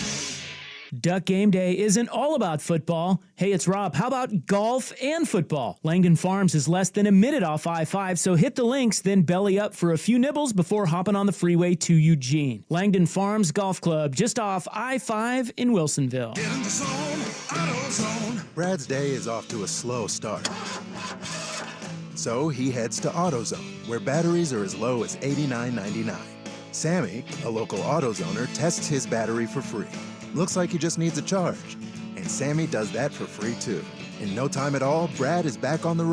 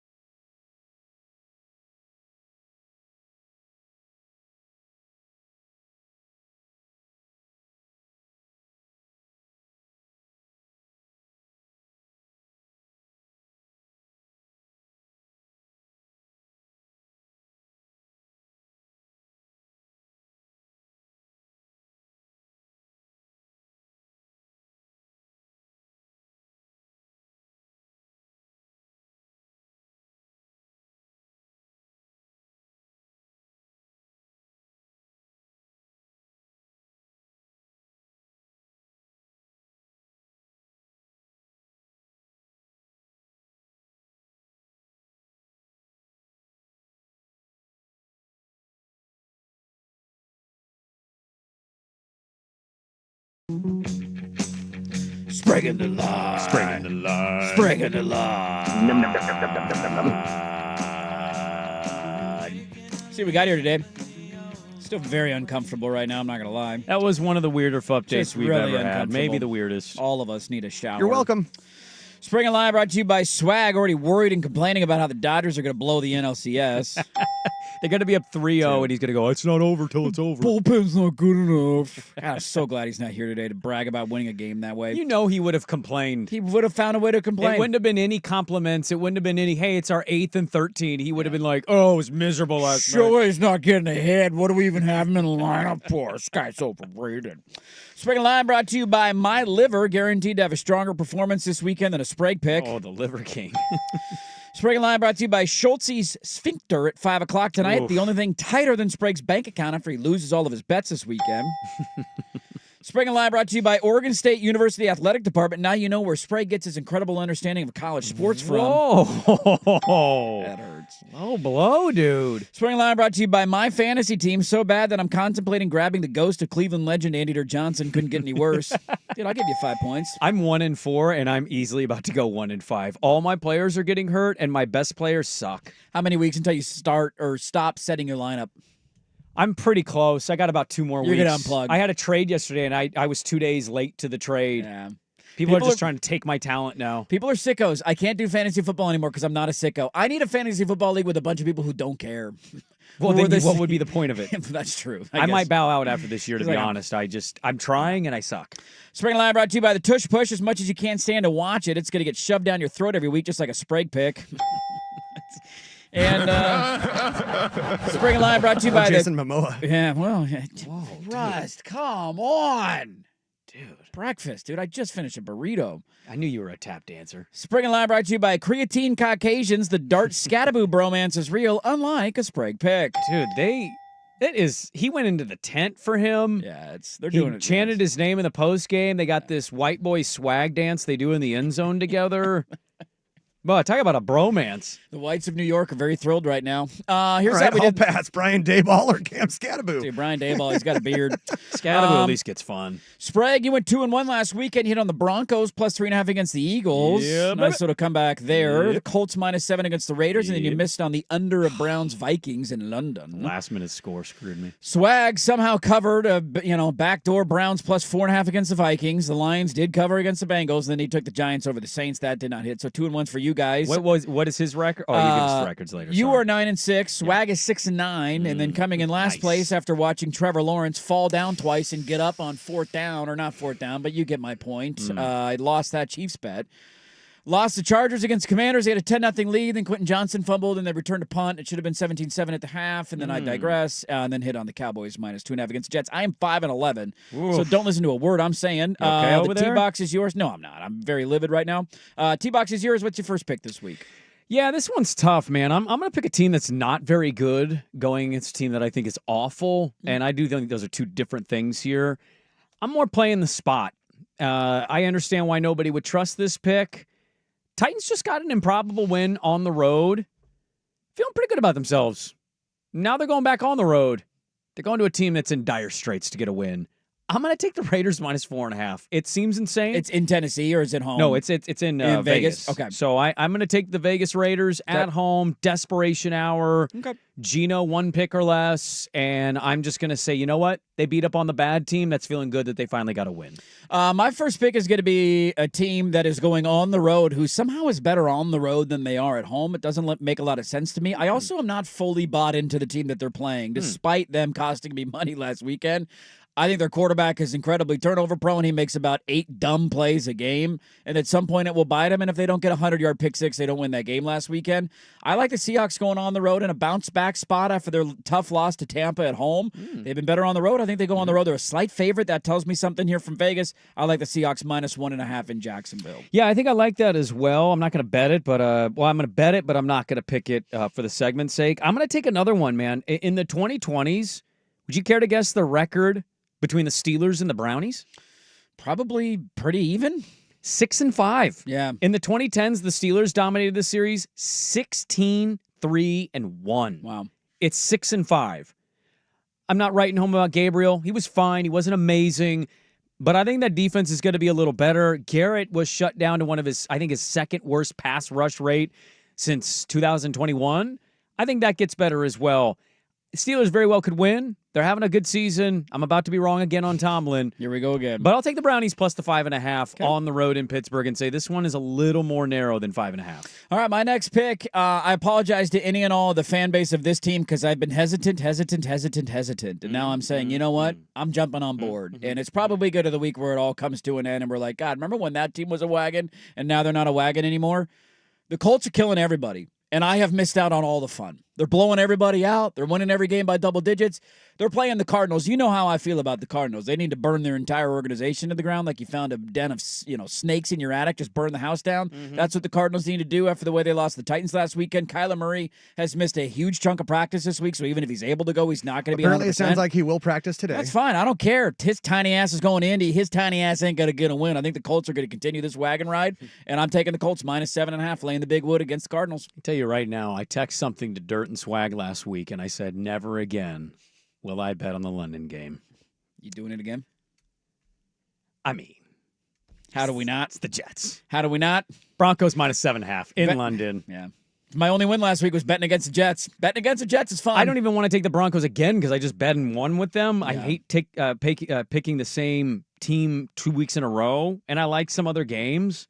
I'm beating up on a bad team against a team that's going to win it. For the record, I think I'm kind of leaning the Chiefs. Feels like all the momentum's going the Lions. On Detroit, yeah. I could see Kansas City having a good defensive performance here. Are they really going to be 2-4? I mean, they could be. They could. But I kind of lean the Chiefs in that one. But for this one, for the segment's sake, I'll go Broncos minus 7.5. I'm the opposite of you. Usually when a team wins me a bet, I have like a fever with them and I can't stop picking them because, I'm only 5-11 this year, so wins are few and far between. Sure. I'm going to do exactly what I did last week. The only bet that I hit was on the Dallas Cowboys on the road against the Jets. I didn't understand why that line was sub a field goal because the Jets suck. You know who else really sucks despite the outcome of the game last weekend? Carolina. The Carolina Panthers, man. I'm not overreacting to them beating Miami. That tells me more about Miami than it does Carolina. Yep. And let's give some credit, dude. Schottenheimer was a questionable hire, a weird one. He's never been a head coach before. Jerry Jones is an idiot. Dak's having an unbelievable year. His top wide receiver's out. They lost Parsons right before the season started. Dak is putting up MVP numbers. He's been outstanding for them. Yep. And credit to Pickens, who was a problem in Pittsburgh, and he's delivered for them and desperately needed, especially with the CD injury. Too much offense here, too much quarterback play here. Yeah. I think the Cowboys win the game by a touchdown. I will take Dallas minus 3 in Carolina. So, in review. By the way, bet the over in Dallas games as well. That could easily be a pick every week. Yes. Every team scores at least 20, and they're putting up 30. Even the Jets did. Even the Jets found some offense there at the end of the game. Yep. Swag's pick, we'll start with him since he's not here today. Emailed him like a 48-year-old. Rams minus 7.5 in Baltimore. Patriots minus 3.5 in New Orleans. And the Lions plus 2.5 on Sunday Night Football. Those are Swag's picks. A reminder on Sprague, he's on the Raiders minus 4.5 against the Titans. The Browns catching 5.5 in Pittsburgh. And then the Broncos laying the wood early in the morning in London against the Jets. And I am on the Seahawks minus 1.5 in Jacksonville. The Colts laying the big wood against the Cardinals at home. And the Cowboys minus 3 against Carolina. There you go. Sprague in the line every Friday at 9:30. Don't listen to me. I'm terrible. Listen to Sprague. He's slightly above 500. We'll see how we do this weekend. Final thoughts. Wrap it up next. 105.1 FM, The Fan. The first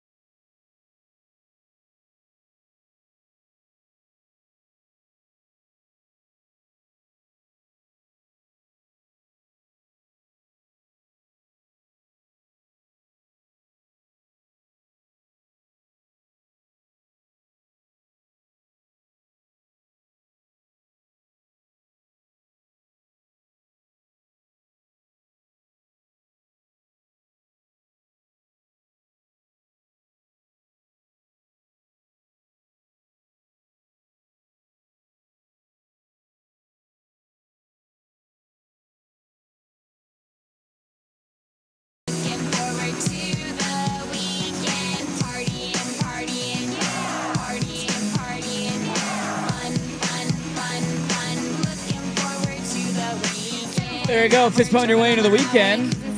Every single Friday. Any big weekend plans? Be down in Eugene tomorrow, brother. Bright and early. Pre-game show starts at 8 a.m. I'll be here all by my lonesome. I kind of meant beside the obvious. No, not really. We got all of our stuff done last weekend. We did some fun stuff with the kiddo. The Ducks had a bye. Went to the pumpkin patch. Did a lot of finished our Halloween decorations. We got all that stuff up. I think I'm a little jealous in retrospect, looking back, that you did the pumpkin patch last weekend because the rain. I don't know if it's going to go away again and we get sun and hot weather again, but if it's here the rest of the month, I'm going to be really pissed off being at a muddy pumpkin patch. Not fun to do. We actually timed it perfectly. I'll give a tip of the cap to myself. That 9 a.m. slate of college football games last Saturday kind of sucked. There was nothing else going on. The 12:30 window was when things got good. The Penn State UCLA. Oh, so you got to the patch early? So we did it early in the morning. I got home at right around the start time of the 12:30 games, put the kid down for a nap. Boom, rest of the day was smooth sailing. Did you do a deep drive patch or a close-ish? We went to Savi's Island. So it was about... You did the traditional cliche local one, huh? I ate an elephant ear. I had a corn dog. It was delightful. You know what I like a lot there? What do you got? My family doesn't like cake donuts. Yeah. I love the apple, cinnamon, whatever that flavor is. Cider donuts. The cider donuts. I think I know what you're talking about. I love those. They got a whole little shop in there, too, where they make their own sauces and their own salsas. And Did you buy any? You know I did. When in Rome, I got a barbecue sauce and a salsa. How do I not? The one that we like to go to, also, they have other various activities. There's like a wagon ride, and they have a train. They have a little train. Yeah. They got a pumpkin chunkin' thing where you can fire a pumpkin out of a cannon and watch it explode when it hits the ground. Oh, that's kind of pretty cool. They got some big old slides. The old guy who drives the little kid train around the pumpkin patch. It's a fun retirement job. Yeah, it's got to All be aboard! You just be like Tom Hanks in Polar Express. Well, or are you more like Chris Farley as the bus driver? Sit down and stop after. You know me and Veronica Van. We got it on. You just be in there all day eating like little donut holes of those apple cider things, Dude. getting fat. What I a would life. Get so fat. Dude, working at a pumpkin patch, I would get so fat. See, I because it's like fair food. Yes. Fair, they got the curly fries and it's Oh, corn yeah. dogs and it's elephant ears and candy apple. Like, it's just all bad for you. Let's face it. For me, it wouldn't be getting fat. It'd be staying fat. Only in one section. You're weirdly only fat in one spot. I'm built like an apple on a stick. Yeah, you have no butt. You got skinny little legs. To be honest, if I was fat, I'd be a little upset if I didn't get any butt fat out of that. You're not a well-proportioned fat. Oh, well, that's... Love you too, man. No kidding, dude. My fatness is spread out amongst my body. I don't have one spot of fatness that's overwhelmingly fat. It's just a general fatness from top to bottom. Not too long ago, went down a pant size back to my original high school, you really? college What's your waistline. pant size? 34-30. Wow. Nobody would think you're fat if you said you're a 34. No chance. Wouldn't believe it at all. But then you see the boiler and you're like, Yeah. okay, he's top heavy. Yeah, top heavy. Yeah. Push him over. Bad things will happen. Is there a way to move the fat around? I don't think that's a thing. I don't think they have a science for that. Because we got a couple other overweight people, and they're a little more evenly dispersed. Yeah, I got it all over the map. It's not just one spot. You're a fake fat. I'm fat everywhere. Yeah, you're a fake fat. You're a fake fat. Come on. Real fat. I don't even know if you're top 3 fat. Oh, not even a top 3 fat? I don't know. Yeah, I'm probably not a top 3 fat. Now, are you top fourth? 5? Top 5? Top Yeah. 5, definitely top 5 fat. Well, it's only going to be so many people at the fan. That'll do it for us, folks. Have a great weekend. Tomorrow morning, tune in if you're driving down, driving around. If you're going to Corvallis and you want to listen to a opposing pregame show. How many notes are you going to put on the show that you didn't add for our show? Dude, I got all sorts of stuff on there. It's going to be glorious. Hey, Anthony, can you tell you something I learned about Indiana? Glad Q's knowing this. Got some stats. Russ is playing behind enemy lines as we Yeah, speak. hey there, if we're behind enemy lines tomorrow, what do you think about this? Come say what's up. It should be fun. Top 10 matchup. Game day will be in town. Looking forward to a big college football Saturday. Good luck to everybody and their teams. Mariners tonight. We'll see if they get a win. We'll talk about it on Monday. And that's it. Have a great weekend. We'll talk to you Monday at 6 a.m. The Firm Affairs of Meringue is next. Listening to 105.1 FM The Fan.